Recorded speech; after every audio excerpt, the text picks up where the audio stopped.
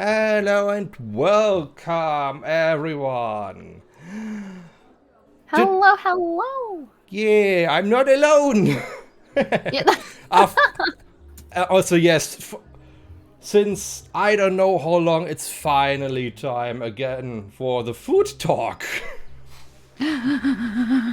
My third time. Yay! Yeah, the last Yay! one is ages ago. So I'm really happy that I found a new victim. Not a victim, a willing participant. Also, I see my favorite pizza. Yes, I am jazzed. it's the one I actually made some weeks ago. So yeah, I just had to put it in here to show the dominance of the pineapple on the pizza. Yeah, I So, it actually I looking at you said you made this like from scratch? no, it's pre-made. It was pre-made bought dough, which was already in a circular shape, and Hmm. from a different package of dough, they always put a little jar of tomato sauce to it, and I just bought the sardines and the pineapple, and then I adjusted love it. everything. To looking at this pizza, so you put on the toppings yourself. That was Yes, hand done yes, by you. And yes. I love the ratio of pineapple to anchovies. Although you said this was sardines, right? Yeah, I couldn't find any real anchovies, but I did ask Google. So sardines, anchovies are kinda almost the same. So Yeah, yeah, no big difference. But I love your ratio of pineapple to sardines. It is not just because in the past when I've ordered this kind of pizza, first off, everybody always asks, "Wait, no cheese?" And I'm like, "Yes, no cheese." And then I go, "Pineapple, okay, anchovies," and they're like, "Anchovies?" I'm like, "Yes, anchovies." And they always will put majority pineapple in devastating stuff, but I'll open up the box, mhm. right? And so they have the slices pre-cut, and it'll be one long anchovy per slice. And this isn't from all the places that I've gotten it from, but there's one place in particular that I love their dough. Like it's delicious. It's got this hint of sweetness in there. It's soft but not chewy. It's Mhm. not thick either, so it's not like a deep dish pizza. Um so it's delicious in every way.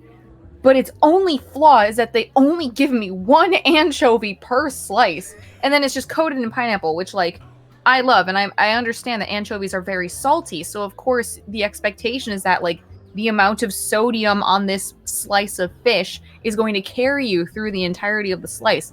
But then at least cut up the anchovy pieces. Then sprinkle that all over the place so that every bite I'm getting some sodium instead of just some one long fish that I have to remove myself, take a bite of the fish, and then take a bite of the pizza. So your ratio of sardines to pineapple is god tier. Like this I would eat in a flash. I Aw, love this. I feel honored, really. As God intended. Like this is what a pizza should look like. This is acceptable to all. Yeah, this is actually something I wanted to add as a question, since usually I start those with the meme question: pineapple on pizza, yes or no, but this is redundant today. Yeah, you're right. You know the So answer. yes, we all know. And but instead, my question is: how did you either came up with this combination, or did you found a special place where they put this, where you found this and you thought it was the best thing ever, or An excellent question, to be honest. So you get the pineapple anchovy origin story. Um, oh. so first off, I did not always know that I was lactose intolerant. As a lot of my viewers may recall, I didn't discover this until like maybe my senior year of college was when I found the solution. Maybe my senior year. Maybe. I can't remember now. I know I was still in college, but I also didn't see the adverse effects that dairy was having on me until my sophomore year of college. So without going into detail about what the issues were, but it just became a lot more prominent, and I realized, like, in retrospect, I was drinking a lot of lattes when I, like, in my sophomore year of college, which, if anyone knows how a latte is built, it's primarily milk. So I was having like multiple lattes a day, multiple days a week, and Whoa. it was destroying my gut. And it was having like physical effects as well. It was affecting my appearance. So as you all know, I'm very vain. So and at the time I had no idea what was going on. I just thought like life was catching up to me. This was the effect of age. I'm dying. And one of my friends was like, "Hey, I just recently gave up dairy. And I'm seeing a huge difference just in how my tummy feels, and like my skin feels clearer, and like the sun shines brighter, you know?" So they're like, give it a shot. And I was like, I don't eat a lot of dairy, so I can't be lactose intolerant. I've been eating dairy all my life. But I was like, you know what? I'm desperate. I'll give it a shot. 2 weeks in, already noticed a huge difference. So I was like, this just might be it. Back up like many years. So back when I was in middle school, before I knew I was lactose intolerant, I was having a study group with some classmates. We were working on like a big semester project. I went to an accelerated high school program. So at the end of each semester, we had to, along with all of our classes, all of our exams, we also had like 4-year-long projects that we had to do by like the end of our time in this program. And then in between all of that, so every semester we also had to give a school-wide presentation about some sort of special topic of our choosing that had to fit some sort of curriculum, whatever. So we were working on this project, and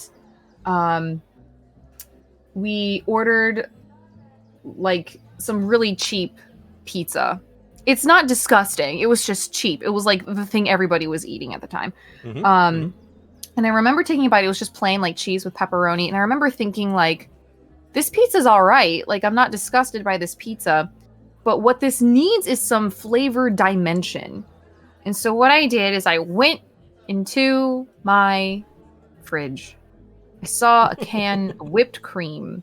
Oh. And I put the whipped cream on my pizza. And that was delicious. I loved it. My friends were like, I think you're insane, but I loved it. And even before then, like I always enjoyed like the sweet and salty flavor combination. Like I grew up ordering Hawaiian pizza, right? So like having pineapple with ham, which is, you know, a basic Hawaiian pizza, was very common for me. Like that didn't seem like, I didn't even know pineapple was a controversial thing. Until I got older. This is just the internet being dramatic as always, and over exaggerating everything. So for decades, no one cared about if pineapple belongs on pizza or not until Twitter happened. So yeah, I guess that's true. That's a fair point, and you know, whatever that timeline was. So we go from normal Hawaiian pizza, which like go to any pizzeria or any pizza place in the States, they will give you pineapple and ham. That's a Hawaiian pizza. That's not a surprise. Then go to a regular pepperoni pizza, and I'm thinking we need some sweetness. Put whipped cream on it. Fast forward to when I find out I'm lactose intolerant. And I'm like, oh my God, I'll never be able to enjoy a pizza again. My life is over. I love pizza. And I I'm embarrassed at first, but my friend who was like, "Hey, try going dairy free." They're like, "You know, you don't have to order cheese. Like, you can have a pizza and not have cheese." And I was like, "Then that's just a flatbread. Like, that's just a saucy bread with toppings." And they're like, "Yeah, but do you want to eat pizza?" And I was like, "Yes." So they're like, "Just order it that way." Hmm. So got used to ordering it with without cheese, and I found out that you could taste the toppings so much better. So I stand by it. I've converted people, even people who aren't lactose intolerant. They're like, "Yoshi, right though." Like, I actually can taste the other things on my pizza, and I know for a fact that, like, I mean, here's the issue. I'm gonna go on a little like tangent rant here, Mhm. but as I get ready, as I readjust my seat and stuff, cheese, all different kinds of cheese have a flavor, right? They like, you go to Europe and they'll be like, pair this cheese, this particular cheese with this wine, and then have it with this fruit, and it creates this entire flavor profile. Here in the States, we don't give a crap. Like, we put so much cheese that we don't even taste the cheese anymore. Like, can anyone actually tell me, like, I enjoy the flavor of X cheese? I mean, like, yes, we have like our standard, like we have American cheese, we have cheddar, we have Colby Jack, we have Swiss, which like is all fine and dandy. We have mozzarella, but like mozzarella especially, we put mozzarella on everything. Mozzarella and Parmesan, and it just, like, you might be able to taste the flavor in like the first couple bites, but like after that, you don't actually taste it anymore. And I know this is a fact because Papa Rune, when he orders pizza, when I grew up, it was always like, obviously, cheese. And then he would order only the most saltiest toppings. So like Italian sausage, pepperoni, like all the meats. Like, he would get something called a meat lover special because it was literally just all meat. And then he would put salt on it. Even more salt? Even more salt. And I was like, do you wish to die early, Papa Rune? Cease this immediately. This is ridiculous. And then, into my adulthood, he started ordering double cheese. Double cheese, meat lover special, still puts salt on it. So I know that, like, at least for him, and anyone else who orders double cheese or any sort of salty toppings, it's because they can't taste anything. They just have this overwhelming amount of mozzarella cheese, which is numbing everything else, and you can't taste the other toppings. So that's the end of my rant. I'm gonna step off my soapbox here. But so after that, after ordering or getting used to ordering cheeseless pizza, I realized that as much as I enjoy the pineapple, the ham was never really all that salty. And I'm not a huge fan of pepperoni. Like, I don't dislike it. But pepperoni to me is just kind of like, in a weird way, difficult to eat. Like, you can't like bite a pepperoni. Like, you have to take the whole pepperoni circle with you. You know what I mean? Yeah. So, I was like, what haven't I had before that could increase this flavor dissonance, I guess? Well, it's not dissonance because they work well together, but like this flavor contrast, I guess. And I was like, well, I do like fish, and I know anchovies are super salty, so, and I don't have cheese, so it's not like there's any sodium on this anyway, so let's just go for it. And thus a star was born. Wow. The stars aligned, and a universe was made, and now you have the Harune that is here today. Wow, that's like a Gundam. That's one kind of an origin story just for a pizza. But it's an important journey. Food is a journey. That's true. That's true. That's so much food in the world, and it's worth traveling just for the food. It is, absolutely. And I feel like so many people, especially like, my only experience are children in the United States, right? So I can't speak for other countries and things like that. But growing up, like, I was privileged enough to have the cuisine of multiple different cultures, right? So I have some German blood, I have some Polish blood, I have some Asian blood. And so I've been exposed to all different kinds. And of course, I'm living in the States, so I get burgers, right? So I get So I was exposed to so many different kinds of food. And so Oh, I never had the luxury of being picky, but I also never had the luxury of having really bad ethnic food. You know what I mean? Like everything that I got to eat growing up was like made in the best way possible, which was out of somebody's kitchen at home, yeah. right? So, I feel like a lot of kids who are like, "Oh, I don't like X food. I don't like this food." Like growing up, like kids would make fun of my lunch because Mama Renee would like pack me rice and sometimes make homemade sushi. It didn't even have any fish in there. It was like imitation crab, you know, so that it wouldn't spoil in the lunch bag. My mom loves the stuff. Oh my god, it's so good. You could like eat it by the stickful, but Yeah. I mean, but I got teased for it just because it was different, and like, I mean, it was water off a duck's back. Like, I didn't give two poops. Those kids were dumb anyway. But, Kids are cruel. kids are so mean. Kids are so mean. I actually had a dream the other night. Another tangent, but like 2 nights ago, I had a dream that like the kids that I went to school with in elementary school, we like were in the same vicinity as adults, but they were still bullying me like I was a kid again. And I was like, I was actually confused. Like, I was like, why are we like this still? Like, how come you're still as mean as you were when we were children? I thought you would have grown up and like matured a little. So I was like, I woke up really like confused.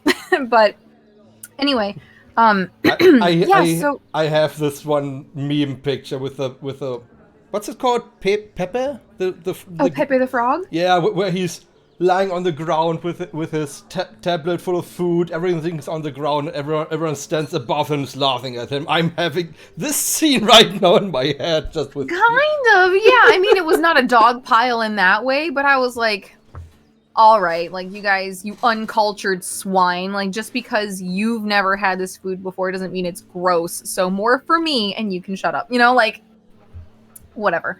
But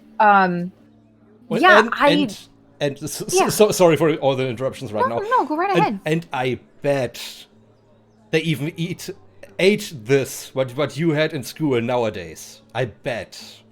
Oh yeah, I mean, like all over the place now, like especially in the States, and especially when I was in college, like taking somebody out to a nice dinner, like being fancy was going to get sushi. Like sushi was like an exotic luxury now. And I was like, oh, where was this when I was bringing sushi to school and people were rubbing it in my face, you know? Like, I was like, oh, now you think it's classy. But like, that's, I don't like to sit there and be like, you don't deserve to enjoy this sushi because you made fun of me when I was 6, you know? Like, it's gatekeeping the sushi. Yeah, you know what I mean? Like, you're not allowed now. But, you know, people mature and grow and change. And I do have hope that people who had really unfounded opinions in childhood were just, I mean, they're just dumb kids. Like, they don't know any better. Like, I'm sure I was a very cringe child. Like, I mean, and if people can afford to me that same sort of understanding sympathy, I am more than willing to give that back. So, you know, they can enjoy the sushi. I don't care. As long as they're, you know, their third eye has been opened and they're like, hey, this is actually like good stuff. Like food from around the world can be good. Maybe America doesn't have the best food. Maybe burgers aren't king, despite what Burger King says, you know, like, so, you know. It depends on the burger, yes. Oh, for sure. For sure. And now they've got like craft burger places, which, like, not gonna lie, are really cool, but that is beside the point. Wait, the brand Kraft? The brand Kraft? Who made the sauces, or do you mean something else? Oh no, I was just saying that they have like not like Kraft as in like Kraft mac and cheese, but like CRAFT, so like craft burger places. So like essentially fancy burger joints where it's like, and today we have for you here an exotic ahi mahi tuna patty served on a pretzel bun with aioli sauce and whatever stuff, you know, like high-class burgers. Yes, like high-class burger places, and like with a side of sweet potato fries and our house-made sugary maple syrup cinnamon sauce, you know, Oh like god. I have tears in my eyes already. I mean, there was a place like that was not very far from my childhood home. And we went there like fairly often, but those burgers were like $14, $15, Ooh. USD, which is quite expensive for a burger. Yes, But they yeah, definitely. closed. Oh, And so that was kind of sad. But yeah, I know they exist. Take a coffee break. But I'm sorry, I totally monopolized the conversation. You nah, go right ahead. Speaking of, you're right now unwillingly made the perfect segment since Perfect. that you have your mushroom coffee. I do have my mushroom coffee. And before we come to that topic, I Yes. actually went out of my way and bought some from Amazon. Did you really? I did. Like what brand? Brain Effect mushroom Brain coffee. Effect. Let me look that up. It's on Amazon, yes. Brain Effect. Brain Effect mushroom coffee, instant coffee with. Yeah. Ah, shit! The description is in German and in French. Ooh. For whatever reason.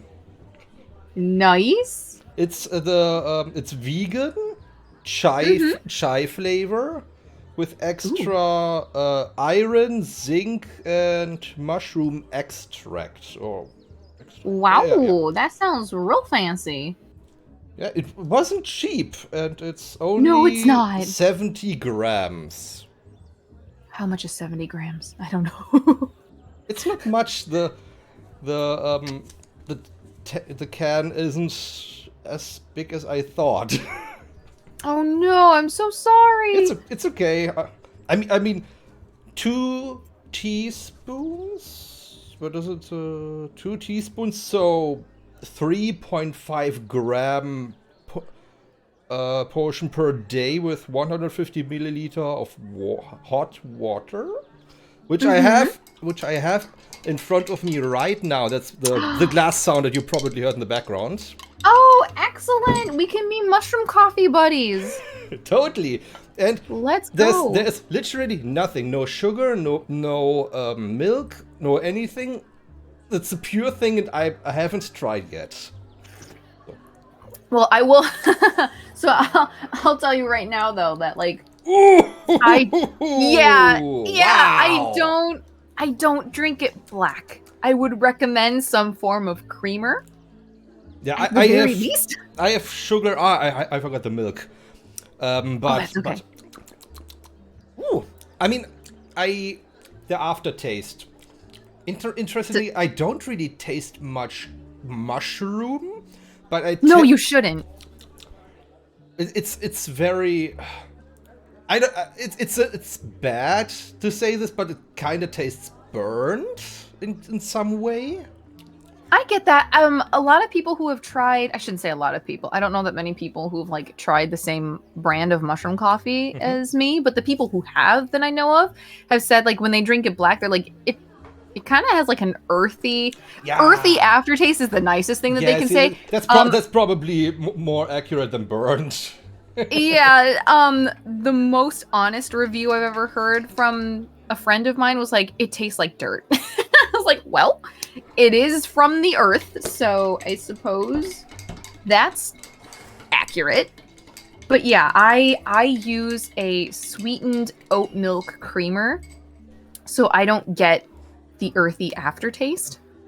Because mine just tastes now like French vanilla. Ooh. Okay, I did 2 tablespoons of. Okay, now there's the same amount of instant coffee and sugar in it.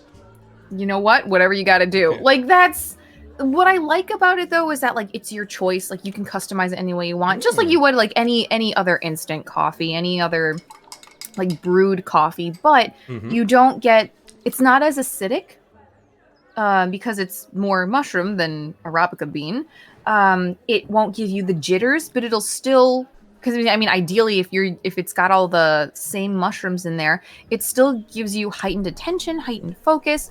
It helps with your gut health. It helps fight inflammation.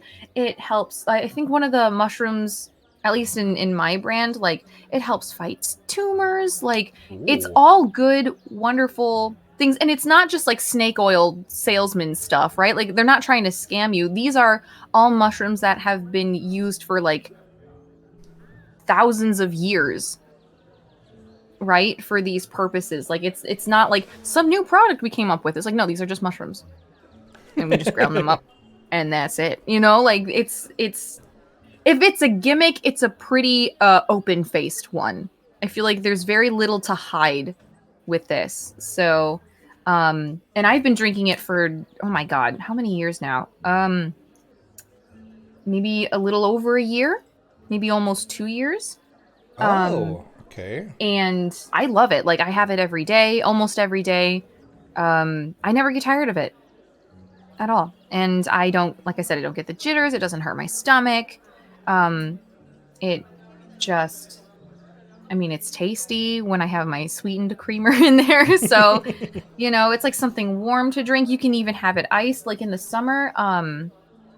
I'll blend it with, oh my gosh, what was that? I think did I blend it with peanut butter? No, I don't think so. They've got some sort of like, because the brand that I buy, if you purchase from them and you have an account with them, they'll send you like a list of recipes that you can make with it. That's not just, hey, have some coffee. It's like, hey, you can make like these energy bite balls or whatever. Or you can put it all in a blender and make yourself like a ice cap or something. You know what I mean? Some sort of like a coffee slush or something, you know, something delicious. You can put it in your hot chocolate for the winter, like just all of these cool, fun things that you can do with it, and so versatile. And I just think it's delicious. So I keep talking. I'm so sorry. No.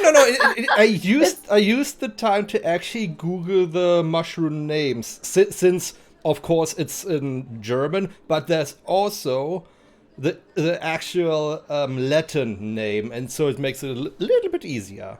But good. You know, it's yeah. Take all the time you need then. chaga mushroom, apparently, Chaga mushroom. Ooh. and lion's mane mushroom. Lion's mane is so good. This looks Lion's interesting. I've never seen this mushroom before. Lion's mane is so good for you. That's a great one to have. That's good for brain function. Oh, that's what I need. Yes. Rice, mushroom coffee. Let me see if I can get the list of mushrooms in this particular brand. I swear to you, this is not an ad. Like, okay, then please. I put both Latin names in the chat so everyone can Google how they look like. Oh. And if y'all want it in English, Joe, please.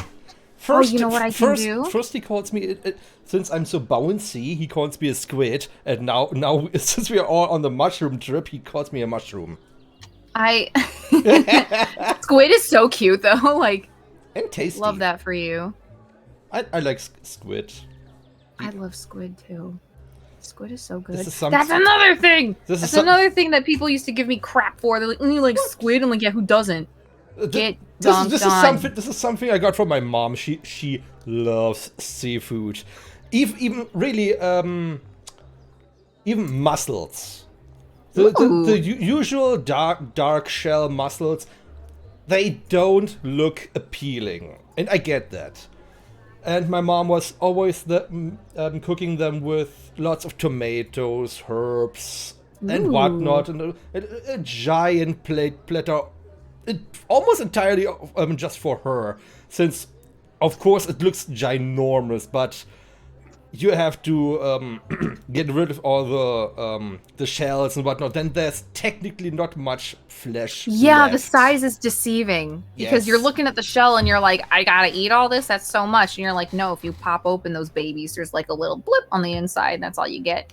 Yeah, and one time I was really like, can I try? And she was like, sure. And I looked at it, and she was like, don't look at it. Right in your mouth, chew it, and then you decide. And I just did that, and these things are freaking delicious.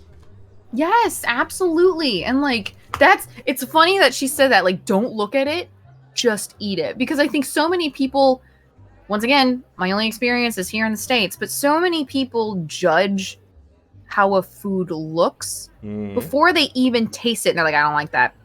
Like, no, you're an idiot. Just eat it. You know, like, close your eyes and just enjoy the food for what it is. Same thing for like people who always ask what's in food.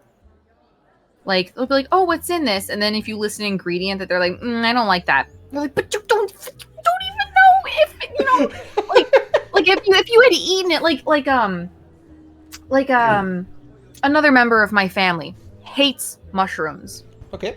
But I have sung this mushroom coffee's praises for so long, and she knows about like the health benefits of all of these mushrooms and stuff. So she's like, I know they're good for you, but like, I just can't stand the flavor and texture of mushrooms. And I was like, you know, once again, like, if I didn't tell her, if I was just like, it's good for you, take a sip, she wouldn't have known. There's no way you can taste the mushroom. But now that she knows that there's mushroom in there, she's like, I can't.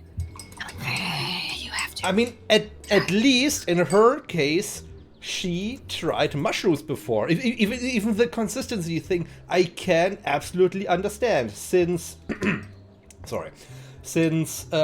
I love, I don't know if this is the actual English pronunciation, but lychee. Oh yeah. Okay, I love the taste. Everything with lychee taste, it's perfect. But I can't stand eating them since I don't like the consistency. Oh, really? Yeah. I can't just go into the store, buy them, peel them, and eat them, since... No, understandable. Processing them in, I don't know, a milkshake or whatever. Since, okay, I'm assuming a little bit intolerant. Not from... I drink a little bit and it's absolutely gone. No. But it has to be high percentage of fat. I'm assuming, since this is the only times I really react to this stuff. Since I daily eat cheese, I drink coffee like every day, and sometimes I really need the coffee, since if you have to wake up an entire week at 4 a.m. just to go to work, you need your coffee. For sure. Absolutely. And like, that's where it's good for a pick-me-up. You'll hear some people say this now, like on podcasts and talk shows and TED Talks or whatever, but they say that like now people have a coffee addiction. Like, at least like the stats for coffee consumption in the States is like a ridiculous, ungodly amount. And it's and it's not everything okay? Okay. I was muting myself. I was muting myself, but you saw it on my avatar. Oh no, no, that's okay. I'll admit though that you didn't mute yourself though. Just for future reference, if you're like, oh, I'm mute, and you're like, wait. Okay, no, I wasn't muted for you. I was muting on the stream. Oh, okay. I'm so sorry. It's okay. No, my dad right now was knocking ferociously on the door, since he apparently awaits a package. Oh, but what's so funny though is that like I didn't hear any knocking. That's some good like background sound dampening technology you have there. The ironic part is my room is technically absolutely bad for this, since I have what's the right word? A slope. I'm my apartment is in the what's the right word? The floor, ceiling, whatever. It's so it's not flat, but it's angled. Oh, interesting. I have an angled wall behind me. Oh, So, oh my gosh! it's- Sound just bounces around. yeah, it technically should be, since a while ago I posted a photo on Yui's server, and Pomato was like, "What is this? This is so bad." Then I showed him the clip, and he was like, "Huh, doesn't sound that bad as I thought."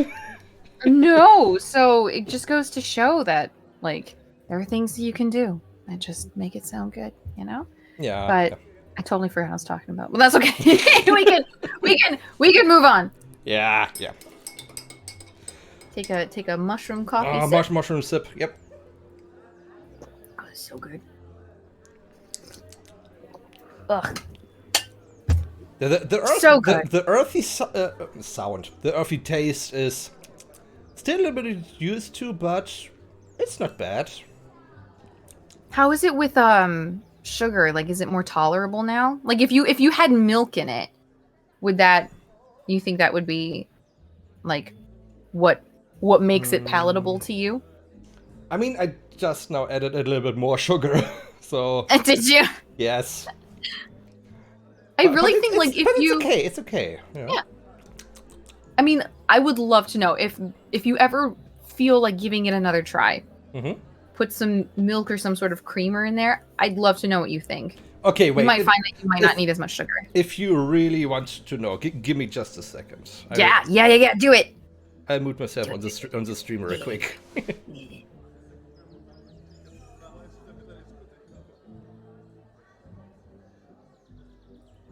Y'all stuck with me now. Y'all stuck with me now. Throw your questions in the chat. If you want to know, what does an anchovy taste like? Throw that in there. I'll answer it. If you're like, I've never had a pineapple before in my life, throw that in the chat too. Okay, I'm back. Oh, you're back. I'm back. Oh my gosh, that's so fast. Yeah, my apartment isn't that big, so it's literally the next. Literally the. Okay, do you know? Can you work with meters, or? Since I know Americans are very with their feet and literally Americans and their feet. Yeah. My room is 12 feet long. I'm like, how long is this in meters? So I'm like, wait, 12 feet long? It's just a random number right now. Oh God, I was gonna be like, oh. No. My entire apartment at like 69 square meters. 61 square meters. 61 square. We've got Google for this. So 61 square meters to feet.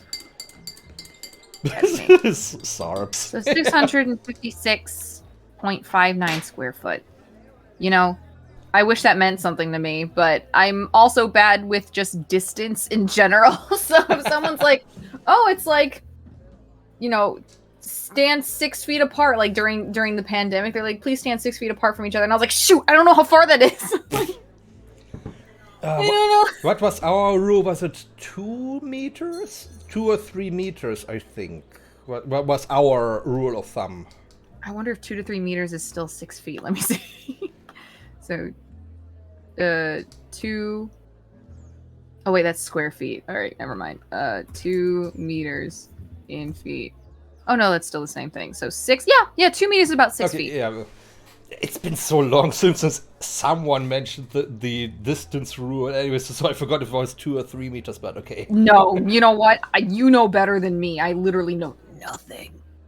I know nothing about distance. I am like distance and directionally impaired. Like GPS came out just in time for me to be on the roads. Like before that, I would have been a danger to everybody, but now I am a functioning citizen of society. So, wow, it's all good. I'm very bad at directions. I would get lost in my own neighborhood. Same, actually. Oh, thank God. I'm someone who needs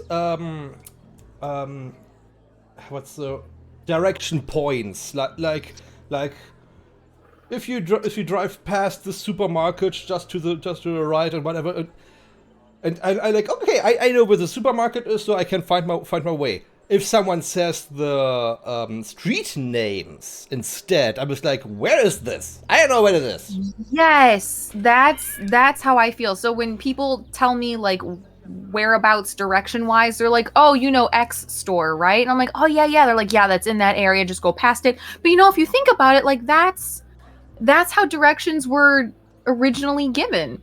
Like before they had street names and stuff, like before streets were really a big old thing, they were like, you just go to this place and then it's around that vicinity. You go past it. You know, go make a left or whatever. Like, well, make a left is a driving term, but my point is like they still do the same thing sort of in Japan. Like I think, like I was just there recently. I did see that they had street names, and because we were trying to find our way, we relied very heavily on Google Maps, and so that did give us street names and stuff. But I didn't, even when they were giving us directions, looking at my Google Maps, I was looking more for like landmark points. So like, oh, turn right after the 7-Eleven. It's right across the street from the karaoke place. You know what I mean? So like, yep. so like that's the way directions were given way back when. Like I think that makes way more sense than just like go to this road and then go north. I hate when people tell me cardinal directions. I don't know. Like I can figure out where the cardinal, like I can figure them out because the sun rises in the east and sets in the west. Like I just need to look at where the sun is and then, you know, figure out, you know, the good old fashioned way. Yeah. But if someone's like, go north on this road, I'm like, you have already told me 2 things I need to take too long to figure out. Like, where is this road? And I have to sit and think like, okay, which way is north, you know? So I would make a horrible Girl Scout if we were lost in the woods. Just eat me. Like, just kill me. Because I will not be of any use to you. I'm the dead weight of the group.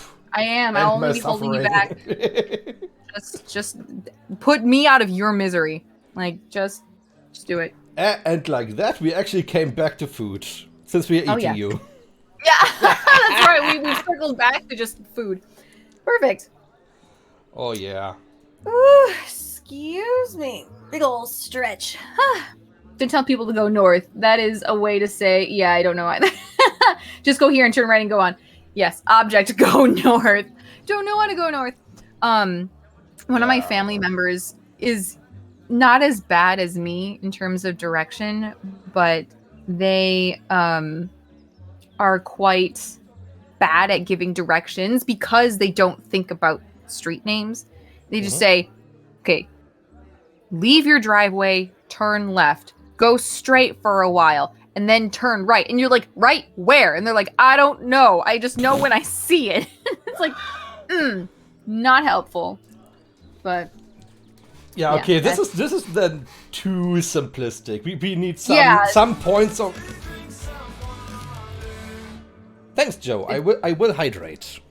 It is still bad. So what can you do? Talk about hydrating. I did add some milk to the coffee, and it's actually really good. Yes! And then you probably found out like, oh shoot, I added way too much sugar. Because I think like milk, so like, yeah, I think adding some sort of creamer like actually does coffee related beverages a huge favor. Like people who find coffee to be too acidic for their tummy, you know, like gives them tummy aches and stuff. If they just add a bit of creamer or some sort of milk in there, some sort of base to fight the acid, science, but that helps a ton without needing to add in sugar or anything like that. But I mean, I sure do love my sweet stuff, so yes, I've got a sweet tooth a mile wide, so I like it with sugar. But people were like, sugar's bad for you. I'm like, I know. Sugar is bad for you if you overdo it. But this is literally the rule with everything. Sugar, salt, pepper, whatever. So, exactly. Everything in moderation. Yes. Absolutely. Yes. That's something Papa Rene tells me all the time when he puts salt on his double cheese pizza. I was going to say, this is kind of ironic. I know. He's like, well, I don't put salt on everything all the time. And I was like, but your dose of salt is like, you might as well just be eating a Himalayan salt block. Like, There's no difference here. If you took a picture of your pizza and a salt block, there'd be no difference. One pizza I really like to order is I don't know again the correct English pronunciation. Let's go. But it's a gyros. Gyros. A euro, like a GYRO. Yeah. Wait, let me type it in the chat just in case. Yeah, I think that's Greek, but that sounds delicious. Yeah, exactly. So they've got euro. I think it's also with an S at the end.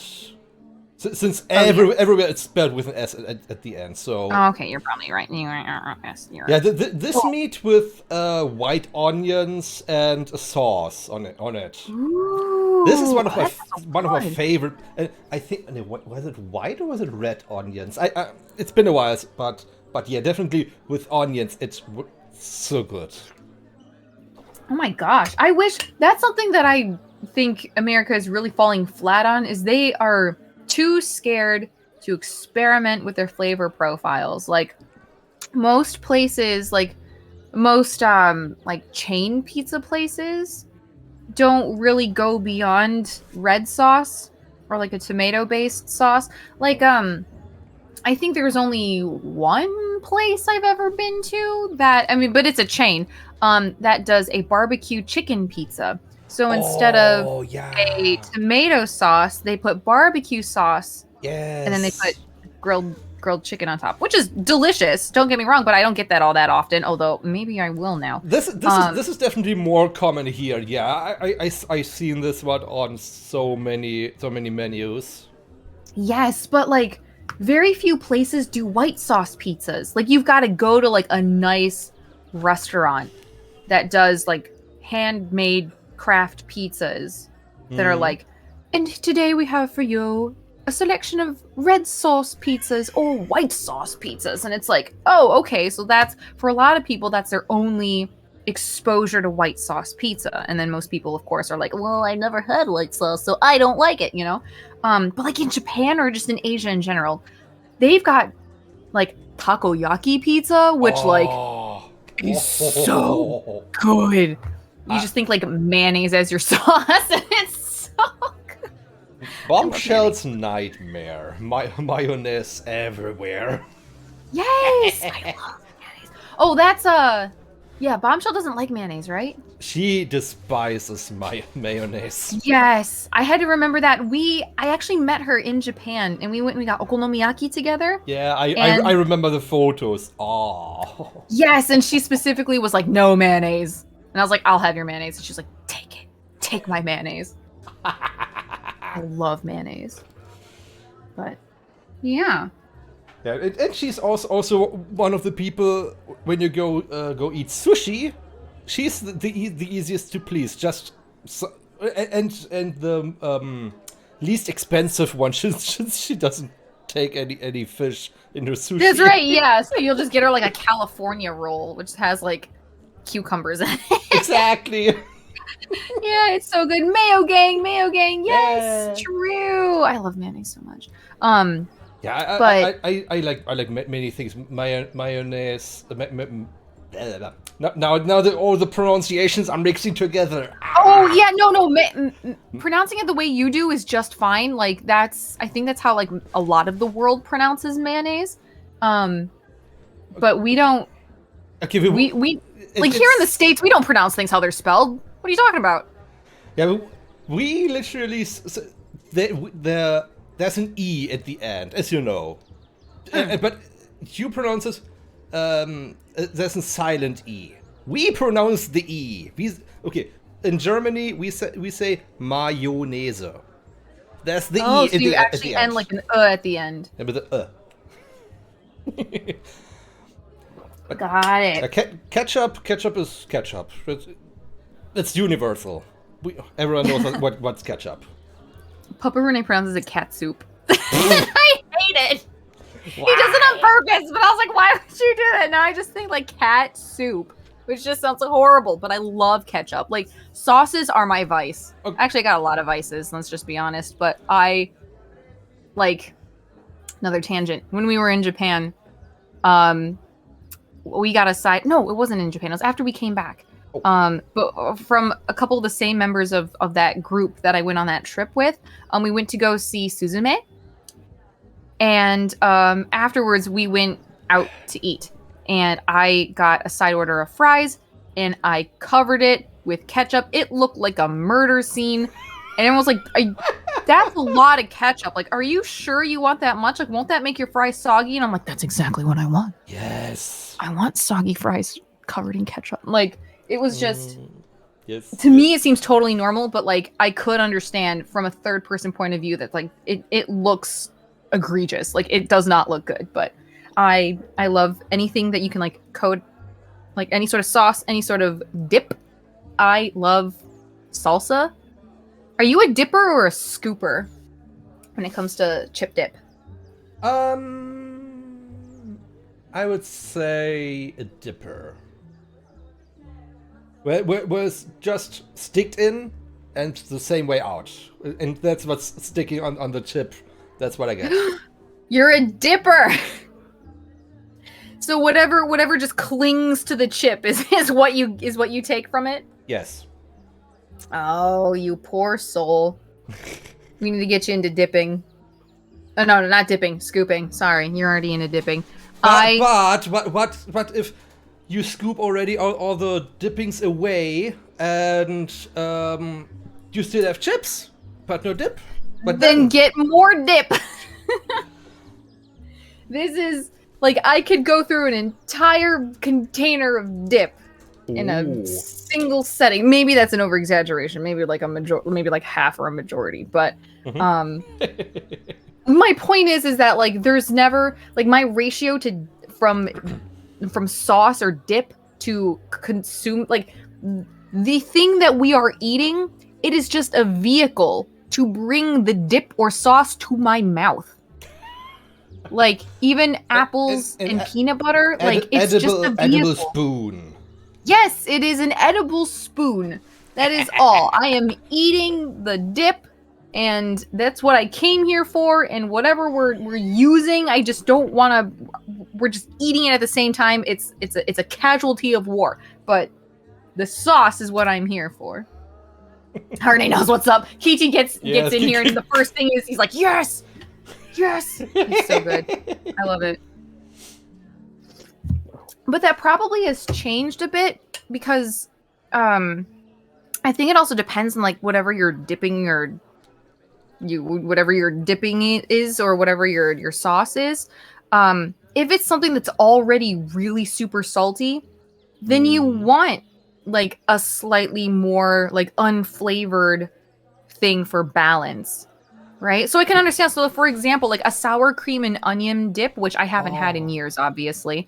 My favorite flavors if it comes to chips. Right. But depending on like how you make it, it can either be really salty or it can be more sour creamy. You know what I mean? Like yeah, it can either have like the like a really strong like salty onion flavor, or it can be like the more on the sour creamy side.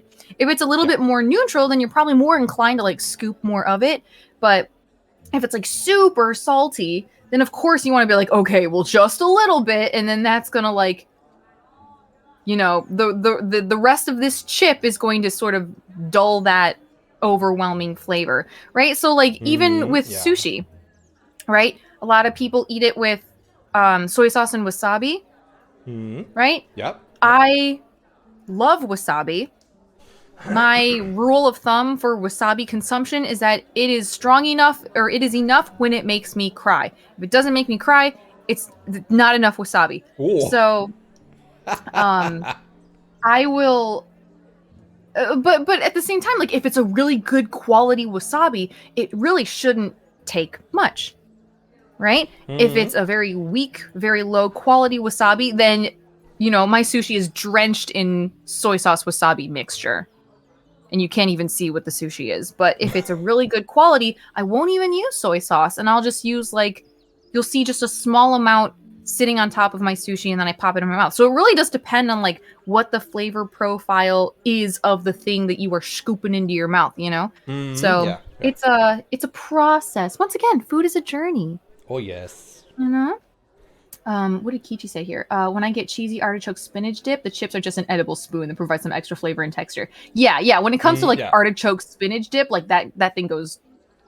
You could eat that with a spoon, but you don't want to wash the spoon, so you use the chips instead. Yeah, this always reminds me of these healthier parties where instead of chips they have vegetables like carrots and Yes. and then into the dip. And then Yes, that's exactly it though. Like that, like a situation like that, like one of my favorite. I mean, I'm just talking. I'm just ranting at this point, but it's okay. That's why we're here. I appreciate it. You're giving me a place to vent all about my food love. Yes. But my favorite way to eat nowadays is like small snacks with something to scoop.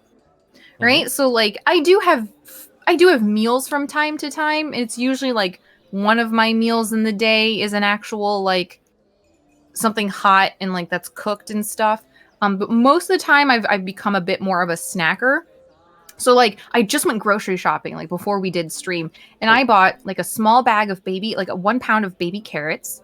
I bought a small pack of like mini cucumbers. I bought a pack of guacamole, and I bought a pack of spicy hummus. And you bet your bottom dollar that like all I'm going to be eating for the next few days is just carrots or those mini cucumbers dipped in the hummus or dipped in the guac, and it's gonna be scooped. Like it ain't gonna be dipped. We're gonna be scooping, and that's like my preferred way to eat. But like it's nice because you know you're eating something pretty healthy, and your vehicle of bringing this healthy dip into your mouth is equally healthy, right? It's a carrot. It's a mini cucumber. Like it's actually been a really long time. Actually, no, that's not true. I had chips just the other day, but that was an exception. That was because the place that I was at, I went to a friend's and they were like, do you want something to eat? Because like, you know, I hadn't eaten all day. And I was like, oh yeah, sure, what you got? And they were like, oh, I have chips and salsa. So I was like, all right, bring it on. So they didn't have any vegetables to dip it in. But of course, like when it comes to salsa, chips are the best vehicle. But in general, like a vegetable paired with, like I love celery. I know people either love it or hate it. I am a celery lover. I love celery. It's so crunchy. It's got the best texture. The only thing that I'll argue about, or the only thing that I can agree to like celery haters about, is that sometimes it's very hard to make a clean bite because it's got those like long strings that can sometimes get like stuck in your teeth, and you're like, I didn't want to floss while I ate. Like I was gonna do it later, but so. Oh, I get that. I get that very much. Yes. Yeah. Yeah. Are you a fan of vegetable dipping, or are you more of a chip dipper? The thing is, whenever I buy chips, they don't last very long. But whenever I buy snacks, I see the snacks are gone. I understand. That's why I don't buy snacks very often. Yes. And that's like, because like, especially in today's culture of like being able to work from home a lot more. Although I don't think that's your case in particular. And a lot of people are just spending more time online in general. It's really easy to just grab your snack if you don't have to prepare it. Yeah. You know what I mean? And then you sit and then think, and then mindlessly you put it back, and then you've eaten like three bags, right? Yes. So I like what you said where you're like, so I really don't buy a whole lot of snacks, because that's sort of the same boat that I'm on. Like Donnie, if he's still here in chat, has twice now and very graciously has given me or sent me boxes of like healthy alternative snacks from a brand called The Good Grocer. I don't know how to pronounce that, to be honest. So it's things like popcorn, fruit leather, and all this stuff. But it's like the popcorn, for example. What does this say? Popcorn.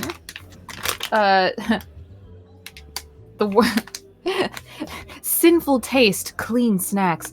So it's organic popcorn with butter flavored coconut oil and Himalayan salt. So it's like Oh. non-GMO, it's vegan, it's gluten-free. So it's like all these things that are good for you on the off chance that I desperately need a snack. But if you don't have a ton of it available and definitely within like grabbing distance, right? Then you're forced to like go and make yourself a meal because other than that you're going to starve, right? So Yeah, it's better actually, not to have snacks. This is actually something I wanted.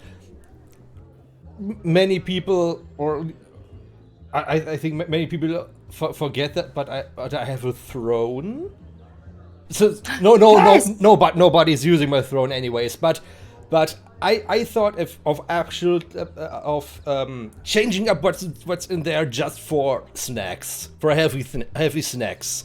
Yes. Yes. I mean, this is way cheaper than what I have actually on my freaking throne.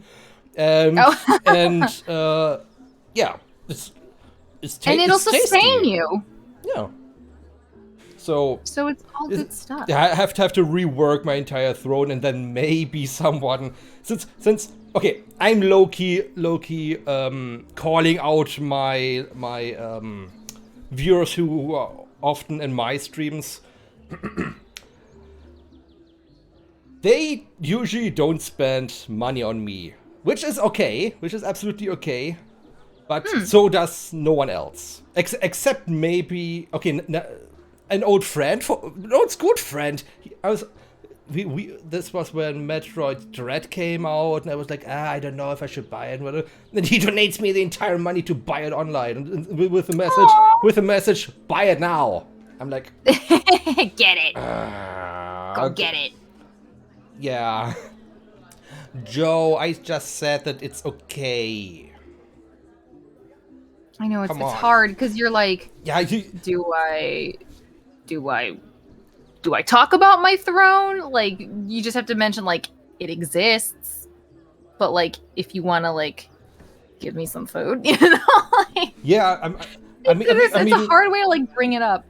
Yeah, on my Discord, I made the call. Hey, I have a throne now, and I obviously on Twitter. Hey, I have a throne now. If something happens on the throne, that's absolutely up to the people. Yes. If it happens, it happens. So, but I think in my head, at least, if it's something way cheaper and something to eat, food. Everyone loves food. This is literally the theme of the stream. Absolutely. And this maybe someone will gift me kind of, I don't know, dried vegetable chips or something, which I like. Yeah, at least like if you're like, you know, I want to support my streamer, but I also don't want to just give like, because some people are a little bit iffy with just like giving gifts of money. You know, people have their own preferences in which they have and how they want to support somebody. Yeah. So it's nice to have that option of like, hey, if you just want to like send me a snack, but at least like the snack is good for the stream. You know what I mean? Like, I don't want to send them junk. Like, I don't want to like contribute to bad eating habits or something. You know what I mean? Then at least you're like, all of these things are good for you. Like, you are more than welcome. You know what I mean? Like, it just makes whoever is supporting you feel good too, because it's like, I'm giving them snacks to eat for their stream. Delightful. And also, it is a good snack. It's good for you. So I am feeding them, but at least I'm feeding them good things. You know? Exactly. It can make somebody feel better about it. Yeah. Yeah. So I support it, and I'm a huge fan, and we have Donnie to blame for this, but it is not a bad thing. I'm a huge fan of the Good Grocer. Like, never would have ever known about this company until he sent me those 2 boxes, and all the snacks have been delicious. And I just love being able to eat it and know that it's good for me. Like, I still have a little bit of guilt because I try to like intermittent fast. So I try to just make sure that like there is at least a 16-hour difference between my last meal and the first meal of the following day. But sometimes I'm streaming and I can't help it. Like, I can't. I'm hungry and we're in the middle of a stream and I know it's late, but I need something in me, you know? So being able to reach and like grab a healthy snack makes me feel better about myself. And it makes me feel less guilty about an already guilty act. So feed and water your streamer responsibly. Like any good gardener with a green thumb. Please feed and water. So yeah, I think if people, if there's anybody out there who's like, I want to support my streamer, but I want to like give them something, you know? Do it with this.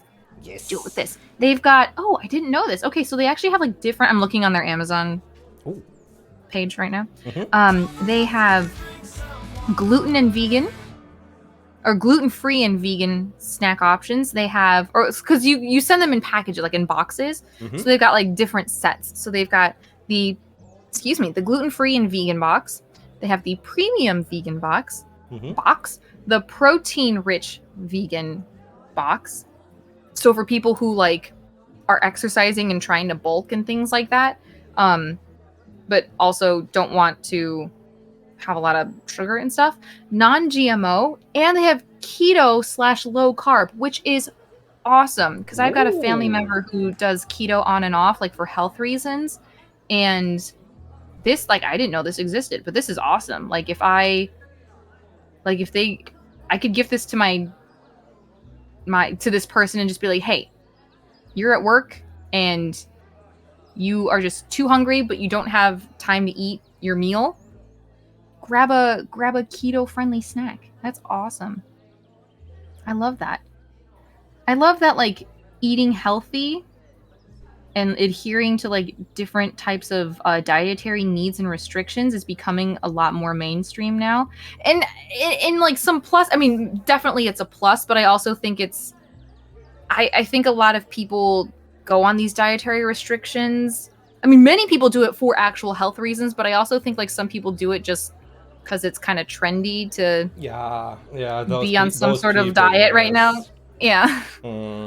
But it's good that, you know, at least because it's been made more mainstream, more food companies are deciding to come out with keto, dairy-free, gluten-free products to appease the masses. But it's also making it more available for the people who like actually need it. So it's good. Unless a doctor who isn't being a jerk about weight tells you need a diet, don't diet. I mean, this might be a bit of a hot take, and we're tangenting off a little bit about food, but I think a doctor should be able to have a frank discussion about somebody's weight. Yeah, I agree. I think so. I'm a big boy. I'm not extremely like an absolute water balloon, but I'm a big boy. And I definitely would need either a diet or at least an absolute rework of my what I'm eating. So yeah, and if someone really says, okay, this if you continue this way, then you'll die. Then I'm like, I should change that. Sometimes they have to be bland. I don't know. Is this the right word? Bland? I think you frank, mean like frank. Yeah, they gotta be frank about it sometimes. Now, there is such a thing as bedside manner, right? Which is like having an honest but kind conversation. It'd be different if a doctor was like, you're fat, lose weight. Like, that's not helpful. That doesn't make you feel good, right? But I mean, I think it got lost in the weeds over the years, but I mean, a lot of health issues do come from being overweight. And I looked at the stats the other day, like I was talking about this with a family member, and we just out of curiosity looked it up. I think, was it 70% of adults in the US are overweight?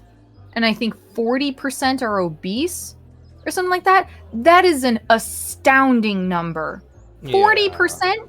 You know what the percentage of obese people there are in Japan, or overweight people? 3%. So I don't know. We obviously have some sort of processed food problem here in the States, as well as just bad eating habits, as well as the suburbs are just the worst place for a person's health because nothing is within walking distance. Like, you have to drive everywhere. Most of people's jobs are spent sitting down. So, like, the environment isn't really tailored to benefit your health either. But I do think a lot of health problems do stem from weight, and I think to not even consider that as a possible option, especially if your doctor says maybe you might want to start looking into your weight as part of the potential problem, and saying no, they're just fat shaming me. I think that's a little much. Maybe a hot take, but it's okay. I mean, it's okay. there's just the percentage is too high. Yeah, this in the is, States. Yeah, this that is something. This was always the quote-unquote trope, even back in the 90s. If you look at America, that from a European standpoint, they're always the massively overweight people walking around, and the actual contrast, the beach beauties. It's either this or that.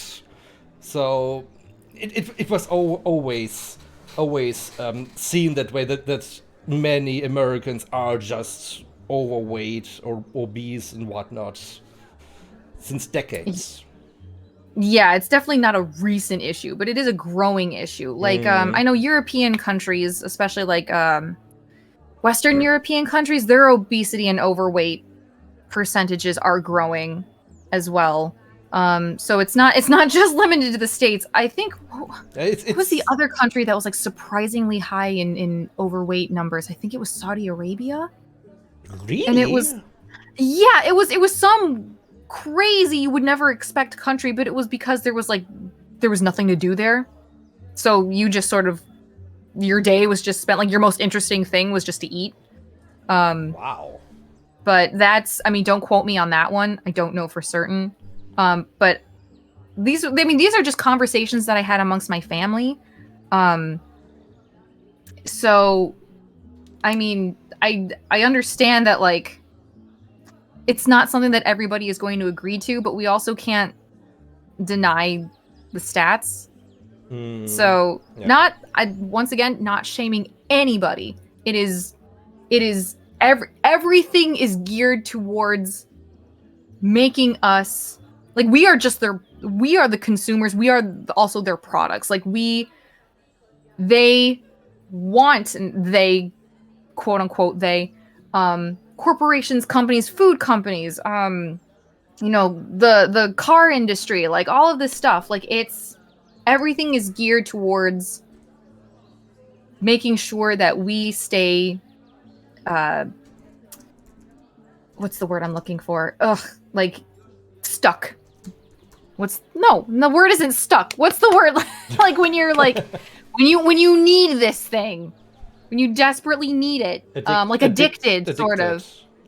Yeah, or just like you have no other alternatives, so like this is what you have, right? So at least in my state, for example, we rely so heavily on cars that, because they don't want the car industry to pewter in any way, they won't do anything about public transportation. Like,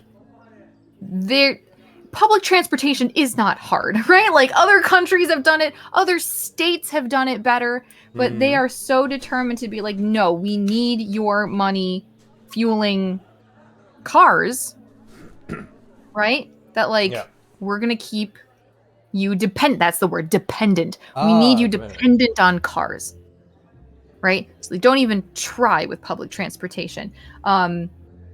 It's the same with, like I said, the food industry is improving. Companies are willing to make healthier alternatives, but, like, I mean, eat your fruits and veggies. Like those are the best things for you, not these healthy snack alternatives, which like they're great. Like it's way better than eating a bag of Doritos, but like the end of the day, carrots are going to be way better than organic popcorn. You know, like but I'm getting I'm ranting. I'm going to get off my soapbox. I'm so sorry. Like this is still about food, but somehow we made this into like something way bigger. Sorry, don't you worry one bit about when I did my food talk with Suiren, we somehow went to a talk about if you visit Japan and you don't want to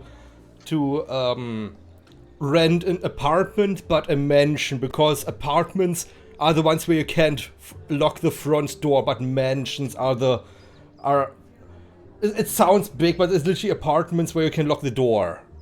Yeah, mansion means something totally different in Japan than it does in the States. Yes, like we think like a mansion is like a giant house with like a huge property, but like mansions in Japan are like just apartments. Yes, exactly. I mean, you should know since you were recently in Japan.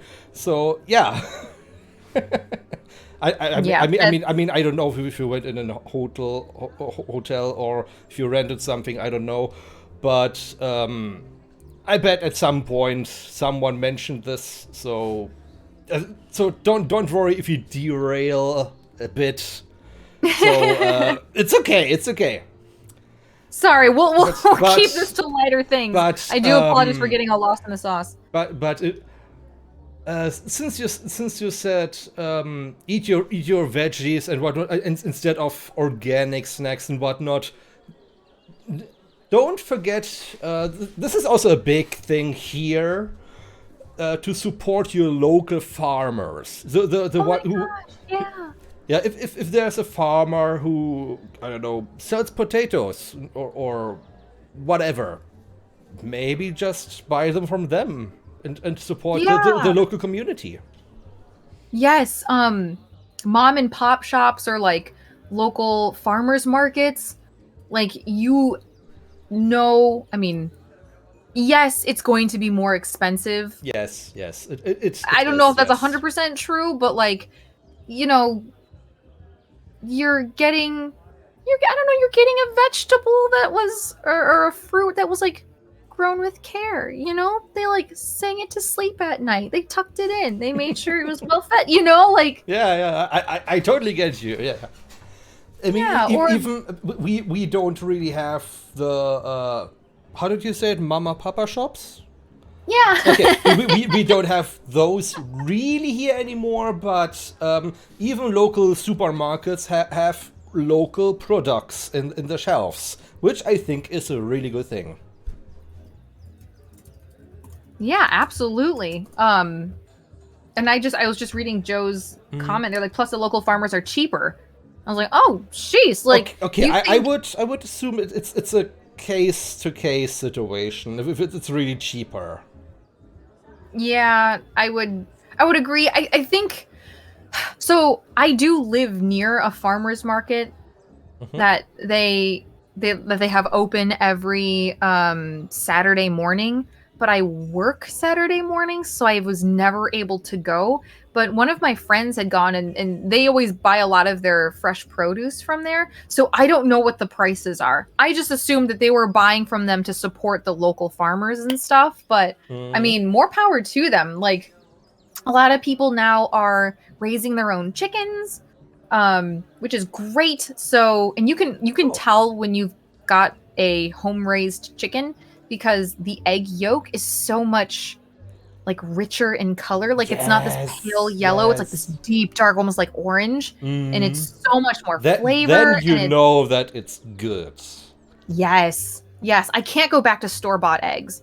Although I will say that my local supermarket, so it's still a chain supermarket, but they have like ye old standard eggs, right, that you would get from like a factory or whatever. But then they also have like small brand or like indie brand eggs that are cage free. So you do have the option to get those. It's not exactly like somebody that's local, but if you Yeah, because yeah. like I said, like my Yeah. I know exactly what you mean. We have these options as well, where they're cage free with I think cage free, but still inside. There's the outside chickens, the organic. I still have to think how you say it, since you Americans say organic and we label it as bio. It's oh like biology. That's oh that's how I have to rethink real quick. But yeah, we have some options as well like this, and of course the prices vary much. But yeah, Aquafox free range, exactly. That's the right word. yeah, it's free range chickens. Let them run. Yeah, and yeah, but you have a choice. For at least in one or the nearest supermarket, you have at least three or four different kinds of brands um, what's the word? Options? Options Yeah. of what kind of eggs you want, the free range eggs, the inside eggs, the organic eggs, etc., etc. Yeah, no, I do.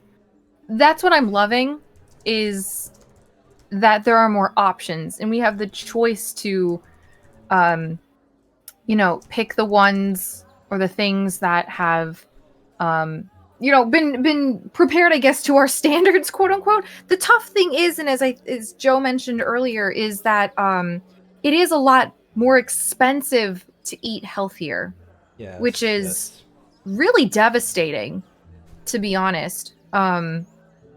Like I do remember watching this brief little documentary like when I was in was it when I was in middle school? It had to have been because my memory is a bit phasey about it, but hazy hazy about it, but it did talk about this one family that had immigrated from Mexico, and Mm-hmm. they were struggling to make their way in the American economy. Things were hard, and they have to scrimp and save every penny. And in order to feed their growing family, it was so much easier to just go to McDonald's and get everyone a burger than it Ah. was to like go to the grocery store and buy all these fruits and vegetables and cook for everybody. And Mm-hmm. that's just, you know, that was the very difficult truth. It was just that, you can spend $1.50, I think at the time, for, a full meal, or you can spend like $20 and maybe, feed everybody the same amount for the same day. You know what I mean? Like Yeah. it sucks and it's so much worse for you, but what can you do when you're caught between a rock and a hard place? Either family starves or we end up spending more money when we're already struggling, or we eat food that's bad for you, but at least everybody's fed. Yeah, sometimes you have to choose the bad option to, well, Yeah. survive and make everyone quote unquote happy.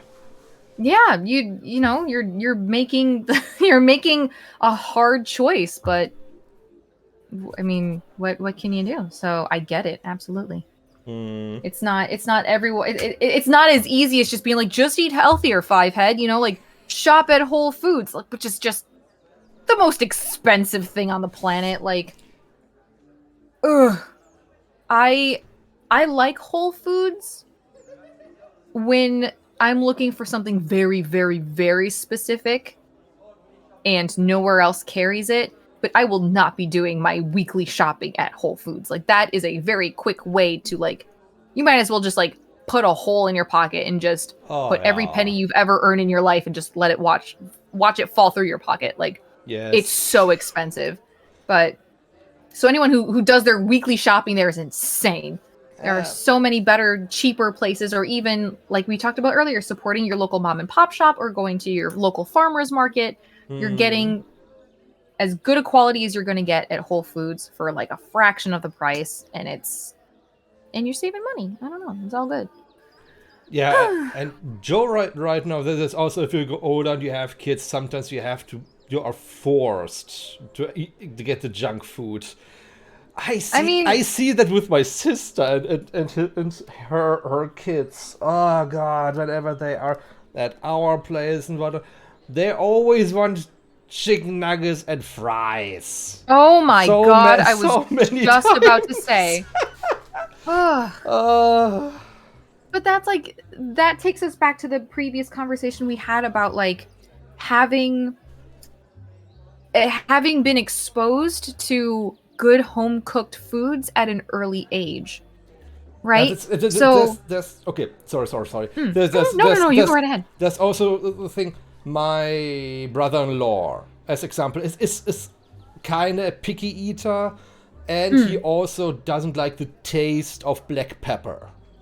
This, of course, So specific. yeah, this also influenced his kids, and when they were too young to be influenced, they were eat everything.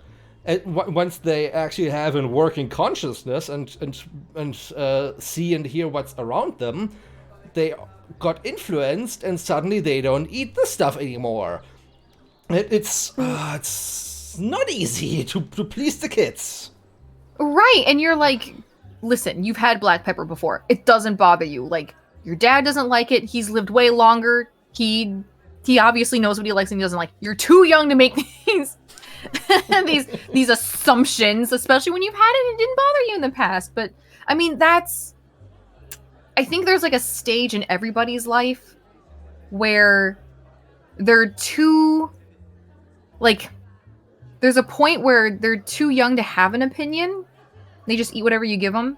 Mm. And then they start, and this isn't for all, of course, but like many kids will start to become picky just because they can, and not because there's actually anything wrong with anything. And then that sort of, as they get older, it sort of peters out. Same for the kids that made fun of me for bringing sushi to school. Like, when they get older, and I've not talked to any of those kids, obviously, but like, they probably were doing sushi dates in college also. Like, do they think back and go, well, when I was 6, I made fun of a girl for eating sushi, so my opinions remain steadfast. You know, like, Yeah.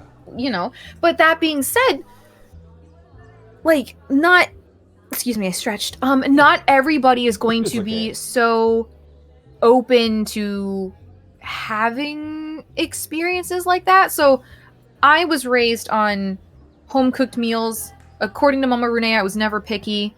I just ate whatever I was given, and that's cool. I mean, and as you heard throughout this entire stream, I eat pretty much everything. The only things that I don't eat are things that my body cannot handle.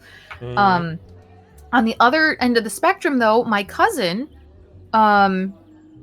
cannot or grew up only eating chicken nuggets and rice. And that's all they eat today. They're in their 20s. Oh. And they still only eat chicken nuggets and rice. They don't care for vegetables. They eat plain old, like, they'll eat bread. I don't think I've seen them eat a pizza. I watched them once eat a pumpkin pie, and they very meticulously, like, ate just the pumpkin filling and, like, left the crust. No. It was honestly terrifying. But it was like, at first I was like, why is this child so picky? Like, what happened? Because it was Mama Renee's eldest sister.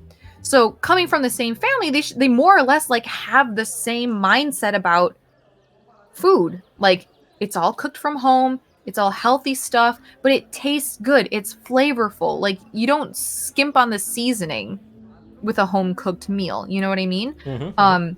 So like, what went wrong? And I realized as I was growing up and I was like staying the night over at my aunt's place, that she does not cook with any seasoning. Oh. Because her husband, I don't actually know. I think they kind of the pendulum swung too far and they just like went too extreme. I think the husband had some health issues and like needed to keep his cholesterol and his sodium intake down and stuff like that. So my aunt just never cooked with any flavoring. Everything was always bland. So no wonder my cousin only wanted to eat chicken nuggets. Because that at least had some flavor. You know? Yeah, So, but now, like... And even, yeah, go ahead. And even chicken nuggets, there are worlds in between how they can taste. My mother, as example, doesn't like McDonald's chicken nuggets since she says they taste like cardboard. That's so funny because like that's the exact chicken nugget that my cousin is addicted to. Oh god. Like that's what she grew up eating was McDonald's chicken nuggets. Which, you know, debatably isn't even chicken. It's pink slime. So yeah, it's literally sausage filling. yeah, it's something. So yeah, I don't know. It's wild, but I just think like so if we glean anything from this, it's there are ways to both eat healthy and to taste good. Right? Healthy doesn't always mean flavorless and bland. You know, you can have a delicious, healthy meal and still have all of your favorite seasonings and flavors in there and know that it is good for you. Absolutely. I mean,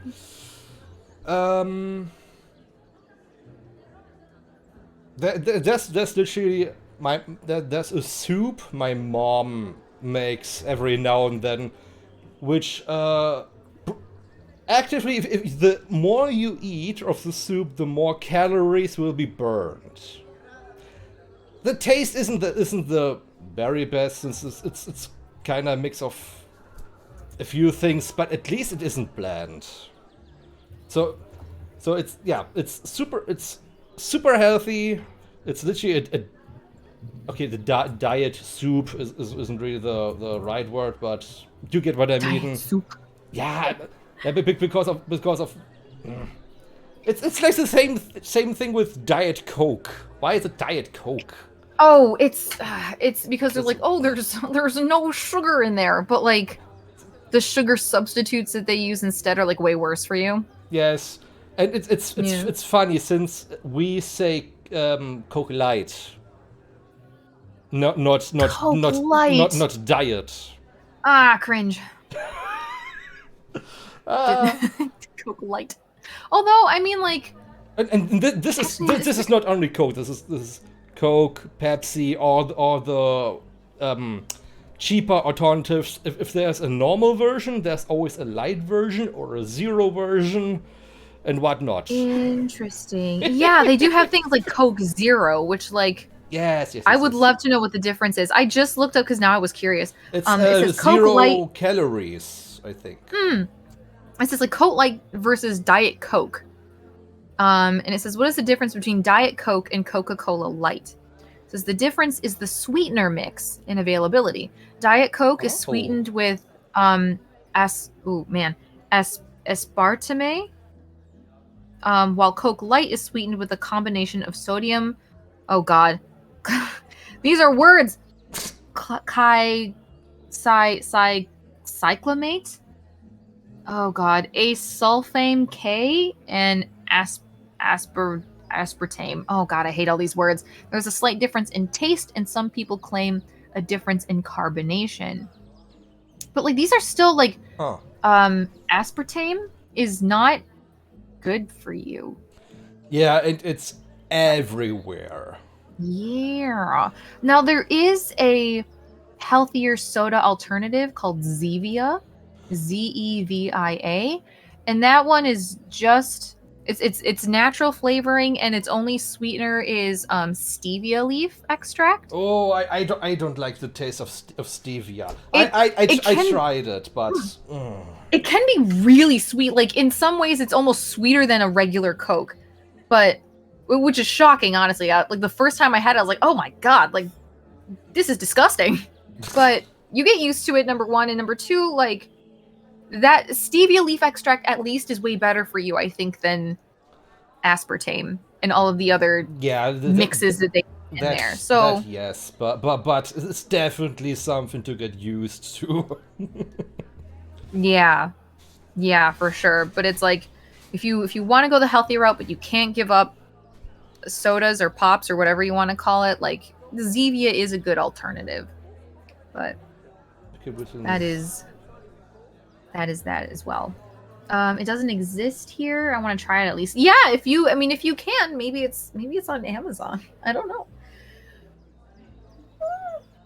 Ugh, but I mean, yeah, as I literally proved, you can get everything on Amazon, be it weird sugar or mushroom coffee. it's true. It's true. Or it at least can like open the floodgates to exploring like indie brands that provide the same thing, and maybe at a higher quality. But like, yeah, Amazon has really come super far, but it's also just a mega. It's like a mega corp now. It's too big almost. Yeah, it's.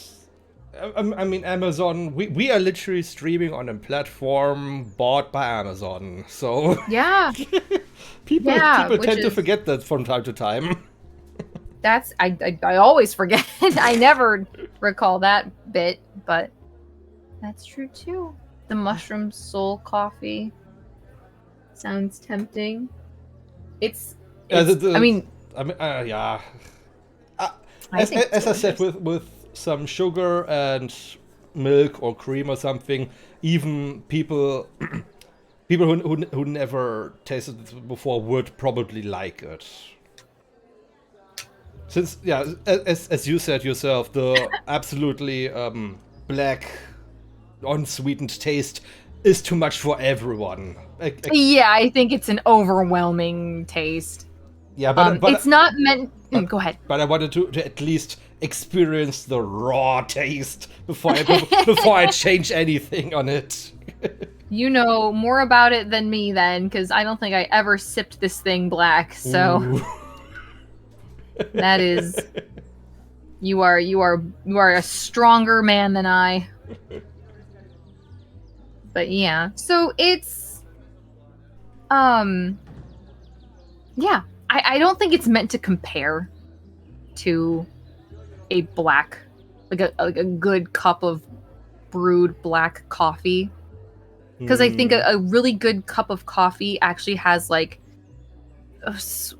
flavors of, or like hints of some sort of like fruity aftertaste. Oh, coffees can have such a big flavor profile, from Yes. some cinnamon to orange to whatever. Licorice. This is smart. This black. Oh, licorice? Licorice, yes. Oh, This licorice is is so good. okay. This is something we don't really agree on. My mom loves this stuff, but I'm not a fan of this. Maybe in really tiny potions, but otherwise not a big fan. I like licorice root. Ooh. Which I know sounds weird, but there is a tea that I swear by. Like if you're feeling sick or if your throat's getting kind of scratchy and you're like, I might be coming down with something. There's a brand of tea called Traditional Medicinals, and they do something called throat coat tea, and it's all natural herbs and things like that. No sugar in it or anything like that. But for its own natural sweetness, they use licorice root, and that gives your throat like a sweet little aftertaste. It doesn't taste like Twizzlers. I don't like licorice candies. In fact, Twizzlers were like the bane of my existence growing up. I hated Twizzlers. Ooh. I've had black licorice, I think, once, and I didn't dislike it, but it was a very strong flavor. But licorice root, like in this tea, gave it all the sweetness that it needed. Like very, like I'll like loose leaf teas and green teas and like oolong teas and all of those kinds of stuff. Like I'll drink those plain. Like I don't add any milk or sugar into my teas, except for black tea.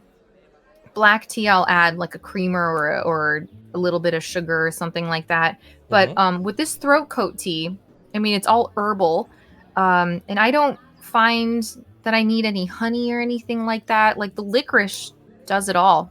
I think it's great. So, yeah, I'm not a fan of licorice candies, but licorice root is really good. Okay, And maybe not so overwhelming. then it's definitely the what's it called? Anise? Anise in the licorice candy, which I really don't like. This is also why I don't like this Greek liquor ouzo, which is which is all anise flavor. I'm like, ooh, okay, I don't need the second one. Thank you very much. Wait, what's it called? Anise, ANIS. Oh, like star anise? Yeah, yes. There are at least 2 or 3 different kinds of anise, and star anise used in the kitchen, whatnot. This is okay, but if it's the anise, the concentrated anise flavor in the drink ouzo or the licorice candies and whatnot, this is where I draw the line. That's so interesting. I don't know if I actually have like isolated the flavor of anise. That is not a flavor or a spice. I mean, I can't say that it's not one that's often used, but it's often used in combinations for like desserts, I think. And it's always like in a mix. Like what do we use a lot of? I think it's pumpkin pie spice. Pumpkin pie spice. Oh yeah, there's definitely also anise or star anise in there. Ironically enough, star anise is also in the mushroom coffee I have. Oh, is it for real? Yeah, it's literally printed on the package with a cinnamon. Oh. What's this? I forgot the name of this tiny that's okay. tiny little stems with the little ball at the end. It's also a spice. Like I was gonna say if I hear it, then I can say it's not confirm. cardamom, is it? No. Cloves? Yeah, I think it's cloves. Yeah, because that's like like cinnamon, nutmeg, cloves, star anise. Those are like really common. Yep. Spices. Ground ginger sometimes. Yeah, cloves. I just nice. I just googled it. Nice. Perfect. I knew it. But little victory dance in my mind. But yeah, no, that's interesting because that makes it sound like your mushroom coffee tastes a little bit like fall. Ooh. You know, it has this like autumny, warm sort of spice feel. I mean, it's labeled as chai flavor, but chai isn't really anything autumn related. It's a flavor profile for sure, but nothing really on any bound on any season. Huh. Maybe here in the States, because like chai is very much an autumn thing here in the States. Like we have our pumpkin spice lattes, and then which like y'all can hate on it, but it's delicious. And then even though chai is an all year round sort of thing, but like most people will like remind themselves that chai is on the radar during the fall season because I think it has so many of those like warming spices. So when the weather starts to get cooler, they're like, I want these things that make me like feel warm. You know, the smells warm. So yeah. we like to categorize things, I'm realizing. We like things to have a category and a place. You're learning from us Germans. We love to categorize everything. Yeah, well, even your proper nouns are all capital, and no, not even your proper nouns. All of your nouns are capital. Everything, every name, everything that in the English language, everything that you can say the in front of it. The car, the house, the person, the pizza. This word after the is spelled with a capital first letter. Yes. This is literally the only big difference. But spelling, I mean, we have literally many words which have the same letter 3 times in a row. So, yeah. I took a bit of German when I was in elementary school because that was the language that they that district was, I don't know, introducing, providing, I don't know. So I took German from, what was it? Was it kindergarten or maybe first grade till 6th grade? And unfortunately, I mean, God bless our our German teacher because he had to put up with a lot constantly. Mm-hmm. But I didn't remember much. I remember one time I like called him Mr. Hair Teacher, and he was like, "Why did you put the Mr. in front of the hair?" And I was like, I don't remember. Like I just remember that we called you Hair Teacher, but then I was like, I don't remember what hair stands for, so I'm just gonna put Mr. Exactly. So he was like, I just remember him looking at me like with disgust and was like, "Why did you put Mr. in front of hair?" And I was like, I just didn't want to be rude. Like, what if, because I didn't remember that hair meant Mr. So I was like, well, I don't want to accidentally call him something that sounds disrespectful. So I just added a Mr. in front, and he just like made me feel like crap about it. I was like, oh my God, I'm sorry. I don't know if that wanted to be considerable and get scolded for it. Yeah. Man. Now that being said, I was probably just being oversensitive. Like if I went back in time and was a fly on the wall and rewatched that interaction, maybe I would have actually gotten a laugh out of it. Like maybe I would have seen that he found it to be really humorous, and just it didn't come across that way to me at that age, you know. But yeah, I was definitely like Mr. Hair Teacher, and he was like, what? So yeah, that shows how much German I remember. I'm always there to help if someone has questions. Yes, oh for sure. And I know Girl DM also is quite I don't know if she's fluent in German, but she definitely has had a lot of German in her life. Girl DM? Girl Girl DM, yeah. Mm-hmm. By the way, talking about her, who's actually still calling her Luna? Since I know this is also a name, it's either also a name for her or her character, but literally no one is calling her Luna. Oh, it's weird because like, so she, you know, that's an excellent question. I've never referred to her as Luna. I've always referred to her as Gorl or DM. But I know many people call her Luna. I think she has also referred to her. Has she ever referred to herself as Luna? I think she's only referred to herself as Girl DM. The last time anyone mentioned this, it's been a long time ago. So it literally just sparked in my head when you mentioned her. Yeah, no, because other people will call her Luna. I think most people call her Luna, but I refer to her as Gorl, like Gorl. I mean, okay, you're like best buds or something, so of course nicknames or whatever. So I guess, but I don't know. I don't think like is anywhere anyone who is like available to check maybe like is it on her Twitter? Does she call herself Luna? Like where do people know to call her Luna? Where is this from? Girl DM. Okay, I'm checking her Twitter. Doesn't say anything about being called Luna. Her Twitch is still Girl DM. Her YouTube is Girl DM. Where did we get Luna from?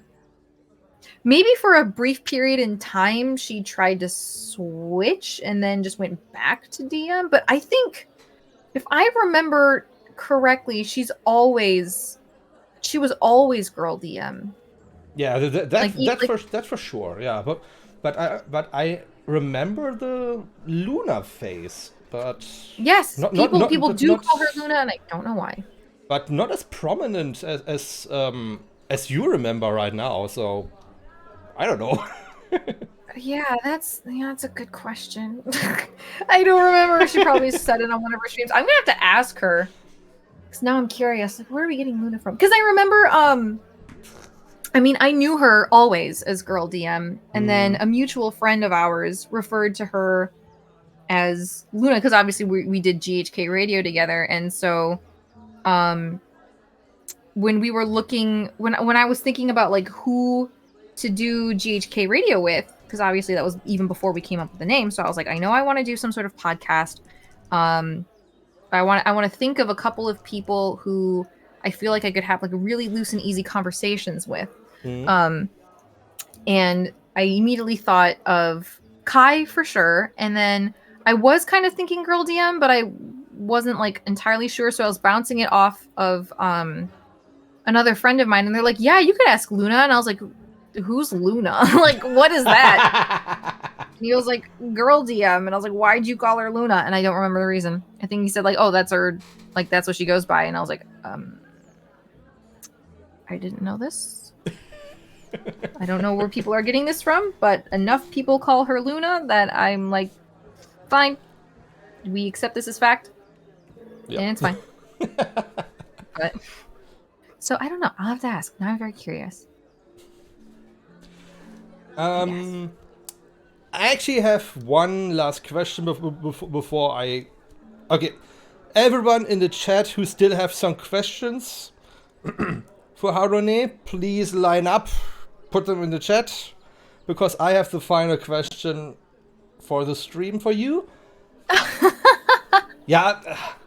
I'm sorry I talk so much. Please. This is good. This is good. I mean, your usual stream time is also 2 hours. My usual stream time is 2 hours. And, perfect. And, yeah. Okay.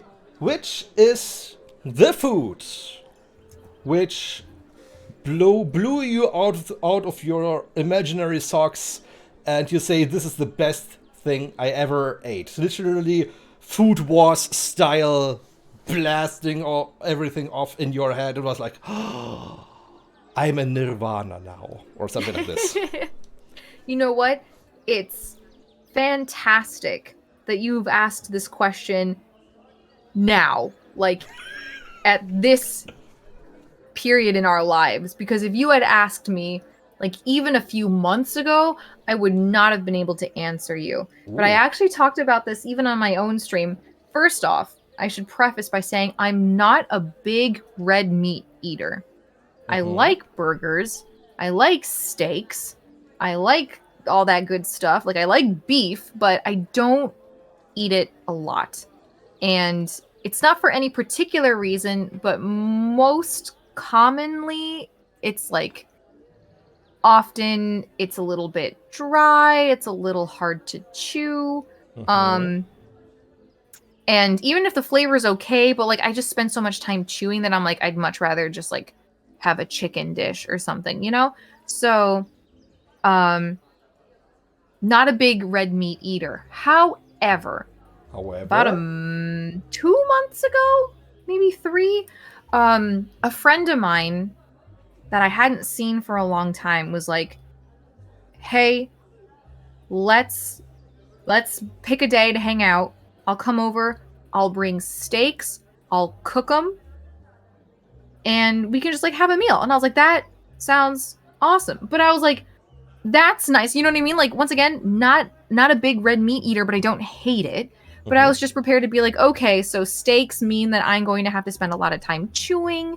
It's going to be dry. It's going to be, or not super dry, but like, oh, you know, just a little tough. Like, I'm going to have to work to consume my food today, right? And I settled for that. My friend came over, cooked the steaks, sat down to eat. Holy spumoli. I have never had a steak that good before in my life.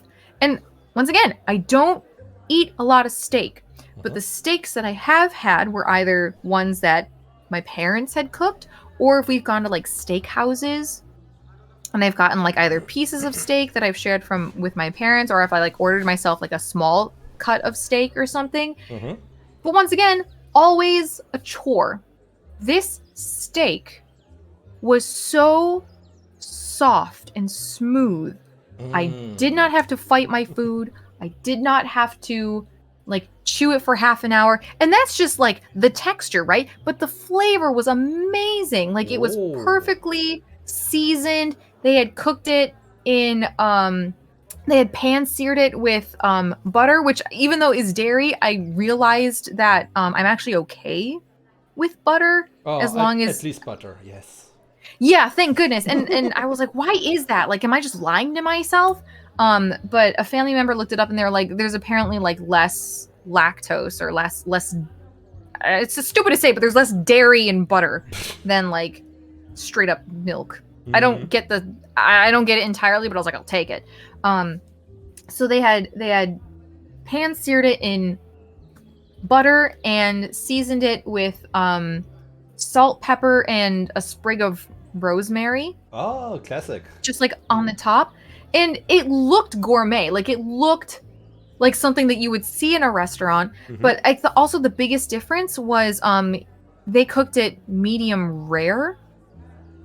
And I had always ordered it medium well just because that's how my parents always ordered it. And I was like, oh, I don't know any better. Like they always get well. So I would always get it. And that's why I would have to fight to eat. Yeah. Okay. But having that much pink in the center was just so like it totally changed everything. Like cutting it was so soft and the flavor itself was so delicious. It was the best steak I've ever had.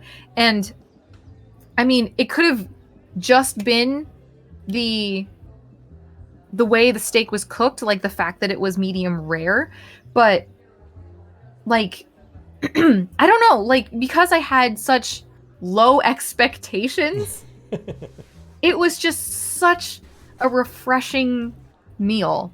It was so good.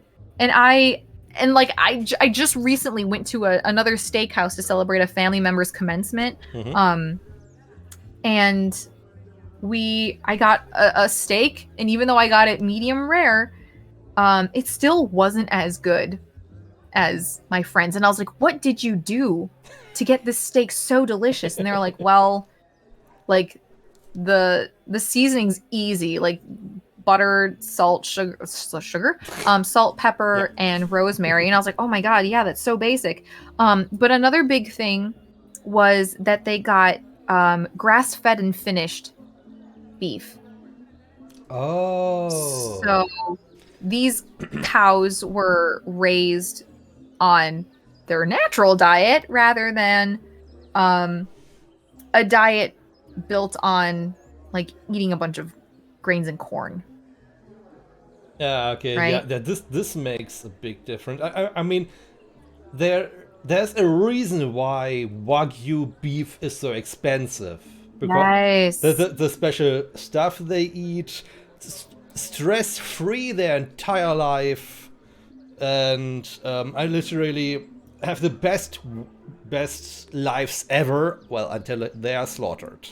But yeah, this aspect makes a big difference. It's a huge difference. Absolutely. And it's like you don't even realize until you've had that kind of food for the first time, like how big the difference is. Same with the free range eggs that we were talking about earlier, where like the yolk is so much darker and richer in color and the flavor is so much better. Like you just don't know what you're missing until you've had this. Yeah, you actually experienced it. Yes. And then you're like, oh my god, like how did I ever think that this was the way to eat this food? Like its original way of living provides the best outcome. Like yeah, so that was probably the best food I ever ate because it was a food I didn't like so much, but it was cooked in just like a mind-blowing way. Like I reached nirvana, my third eye was open, all my chakras aligned, like everything was amazing. It was like I don't think I'll ever be able to have a steak that good ever again. So I cherish that memory. Yeah, and there are more than enough people who experienced the nirvana on the tongue and refused to eat anything else than this flavor texture. Yeah, it's wild. They will never went back. Yeah, exactly. Okay, what? This is really fascinating. Wow. Yeah, but I know exactly. As I said, the origin, not even how the meat is prepared is important. Mm-hmm. As you said, medium rare, well done, and whatever. But also the origin, how the animal lived, this is also a very, very important part. Yes, absolutely. Okay. It is huge. That's okay. That's a big one from Joe. For me, I only recall a time when a friend decided to cook for us on his house, and he did spaghetti with carbonara. Oh, that's lecker. Southern German. Blah, blah, blah. That's tasty. The mother trucker just flooded the spaghetti with sauce. I remember I was a bit annoyed by that at first, but damn, I was in the clouds. I started eating. I don't know what he did, but it was amazing. I don't remember something better than that. Ooh. Okay, yeah, spaghetti. Good, really good spaghetti carbonara are really good. But they are also very, very easy to mess up. So kudos to them. What is carbonara sauce? Carbonara is a cheese sauce with ham is not the right word. It's it says cured pork. Yeah.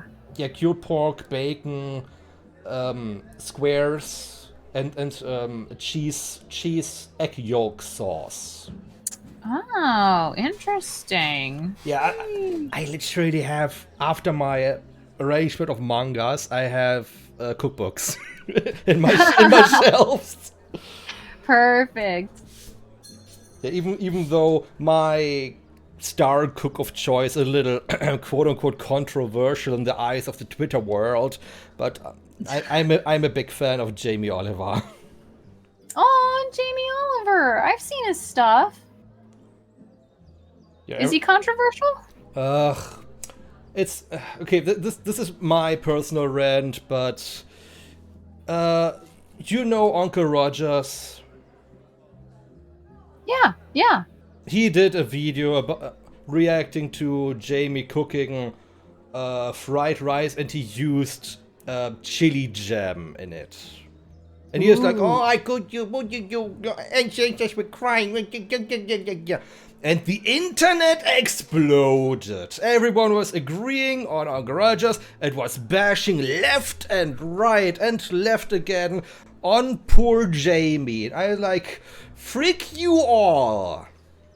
Seriously, this is my teen cook. Why are you bashing on him?" And another thing too is that, like, first off, Uncle Roger does those, like, has those reactions obviously for entertainment purposes. Yeah, of course. And also, like, I'm sure Jamie Oliver was well aware that it is not authentic fried rice. Like, yeah, just because yeah, like, you can put chili jam in it, like, whatever. But everyone on Jamie's recent videos at the time, they were bashing him left and right, and this is like the mob mentality. They see someone jokingly react to something, and they take it way too seriously and actually harass the one who was reacted on. In that case, Jamie. So. Yeah, this is what I just didn't like about it. And this is why whenever someone is praising Uncle Rogers, I take a step back and I'm like, you do you. Yeah, and I think, like, and it's very possible that, like, Jamie Oliver and Uncle Roger have a mutual understanding of like, this is all for shiggles. Like, we know we like don't hate each other just because of how we prepare our fried rice. But like you said, it's like mob mentality, and people love like playing teams. They love You know, to hate. Yeah, they absolutely do. It's the internet, after all. Yes. After all? Oh my god. After all. I'm having a stroke. Okay, it is time we add to stream soon. Yeah, I guess I can go die quietly. But yeah, I mean, it's fine to like watch something polarizing for entertainment purposes, but when you like take to the streets and you've got your pitchforks and torches and you go to like harass this other person, like that's when you're like, dude, just stop. Like, just leave it be. Yeah, exactly. And also, those people who take his reaction way too seriously are also mutual friends of us in some cases. I'm like, freak you guys. And like, it's fine to agree to disagree.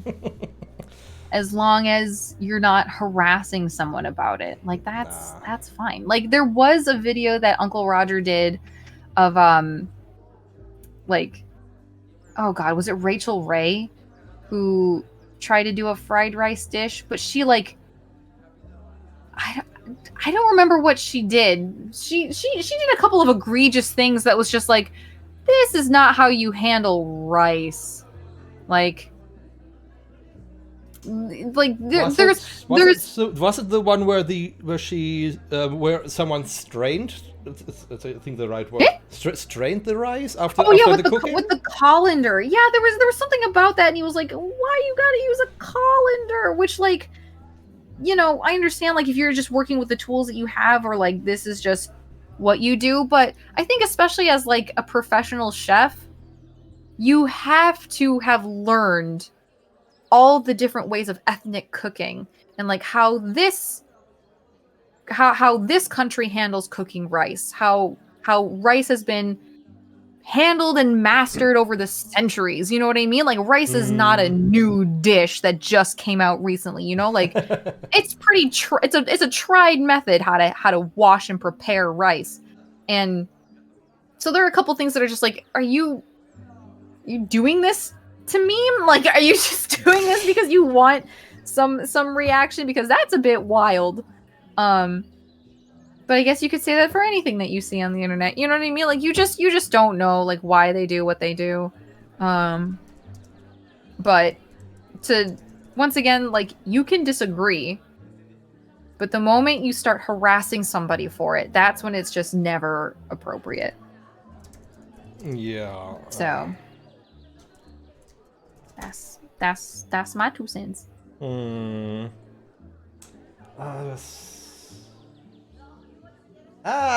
There was something I just. Oh wait. Okay. More and more topics are coming up. Okay. Speaking of washing rice, there are many rice which are actually specially already not washed but cleaned, which has an extra, I think, even nutrients added to them, and there are many rice, especially in the plastic packages. You don't need to wash them. There are specifically some dishes in the world who require you not to wash the rice. So I said it to myself, okay, it will never happen, but I said to myself, if I, for some other reason, end up on Giri's food streams, cooking streams, I will make her cook paella. Because because paella doesn't use washed rice. It goes straight from the back into the pan. And the free starches on the rice kernels are thickening the sauce and everything. And I just want to witness her raw reaction to this. Now, I have to I have to recall because I've had homemade paella before, and Mhm. it's delicious. But I never knew. So like for Asian dishes, so like for example, like fried rice. Okay, yeah, the fried example, rice rule. You cook it in the day before, and then use it. I know Yes, this is so a common it's a thing. Yes. leftover, Yeah. right? And then so you don't need those starches, Mhm. right? And because it's white rice, it needs to be it's got to be cleaned a little bit in there, even just for the sake of like making sure that there's no bugs in there, which can happen.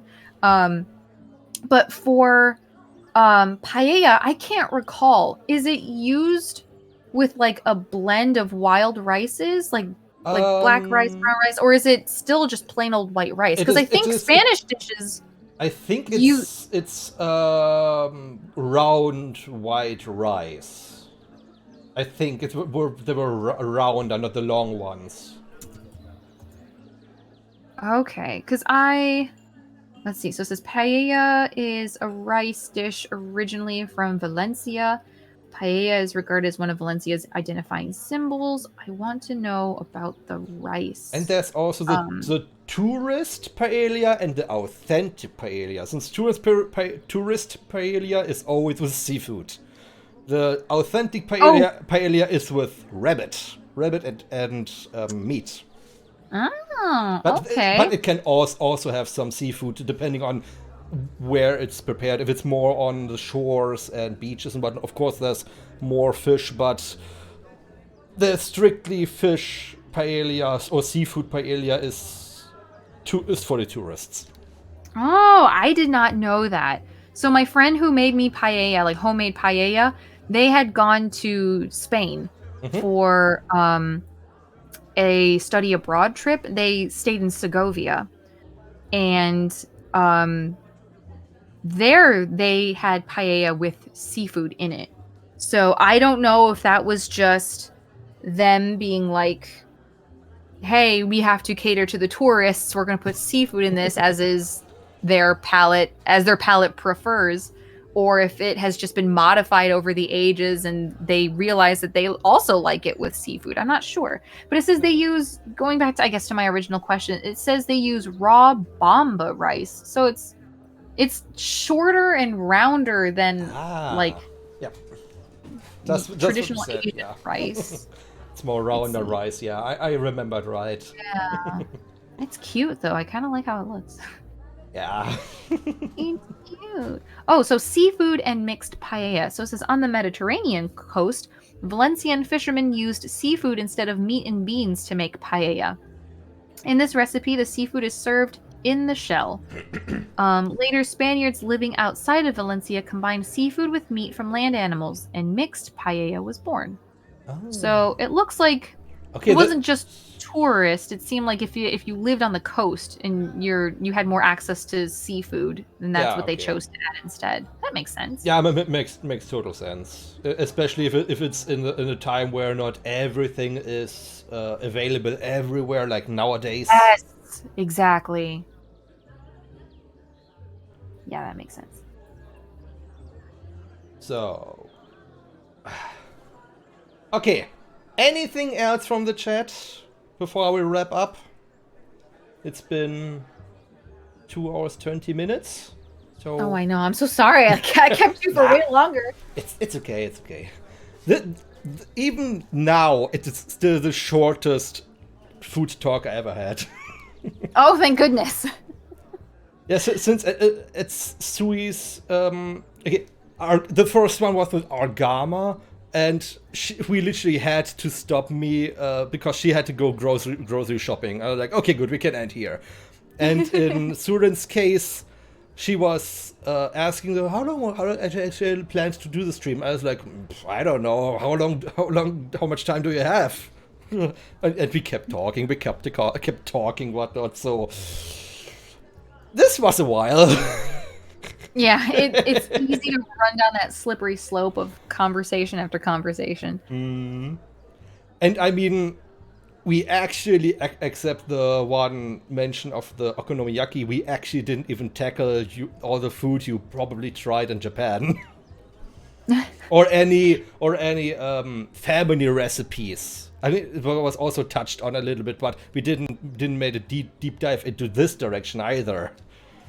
Yeah, and that'd be an easy one to spend another hour on. Maybe somewhen there will be a part 2. Then we make a deep dive into the family recipes of the Harunes. Yeah, would be great. I have to think of family recipes beforehand. Then I can actually also participate something of the recipes or dishes we use to cook in our household, since I haven't really mentioned much except the weight-losing soup, pretty much. Yeah, you mentioned diet soup, and I was like, what? Oh yeah, that's actually where the conversation went, then to the Coke and all the different sugar types. Yeah, oh boy. Okay. Okay, chat is having no questions at all. Okay, we're having fun, so it's all good.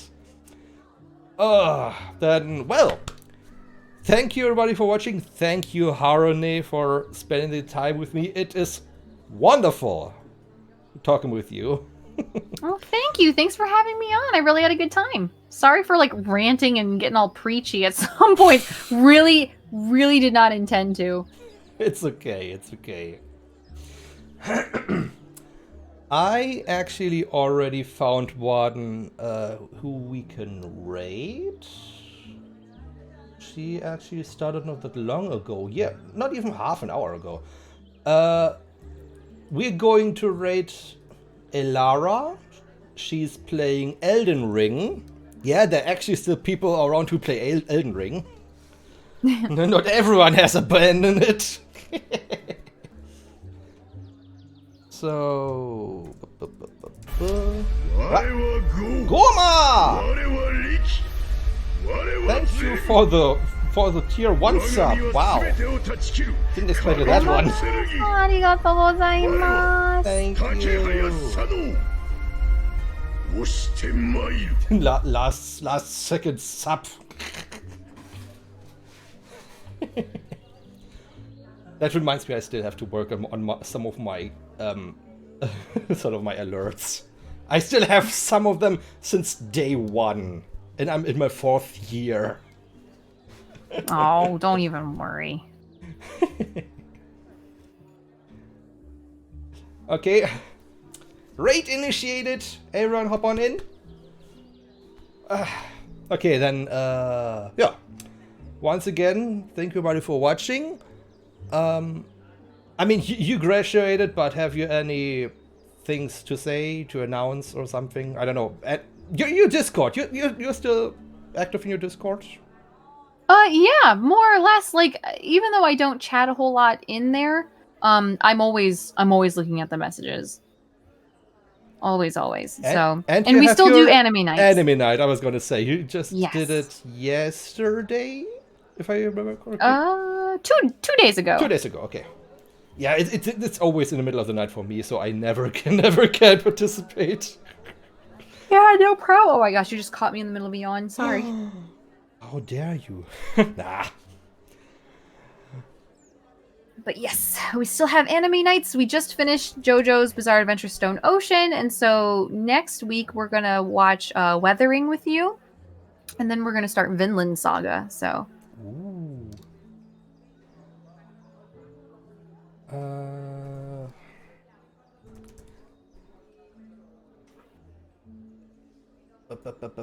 Before the raid goes in. There's Harune's Twitter. Click the link. There's also the invite probably. And it's over. That's okay. Thank you so much.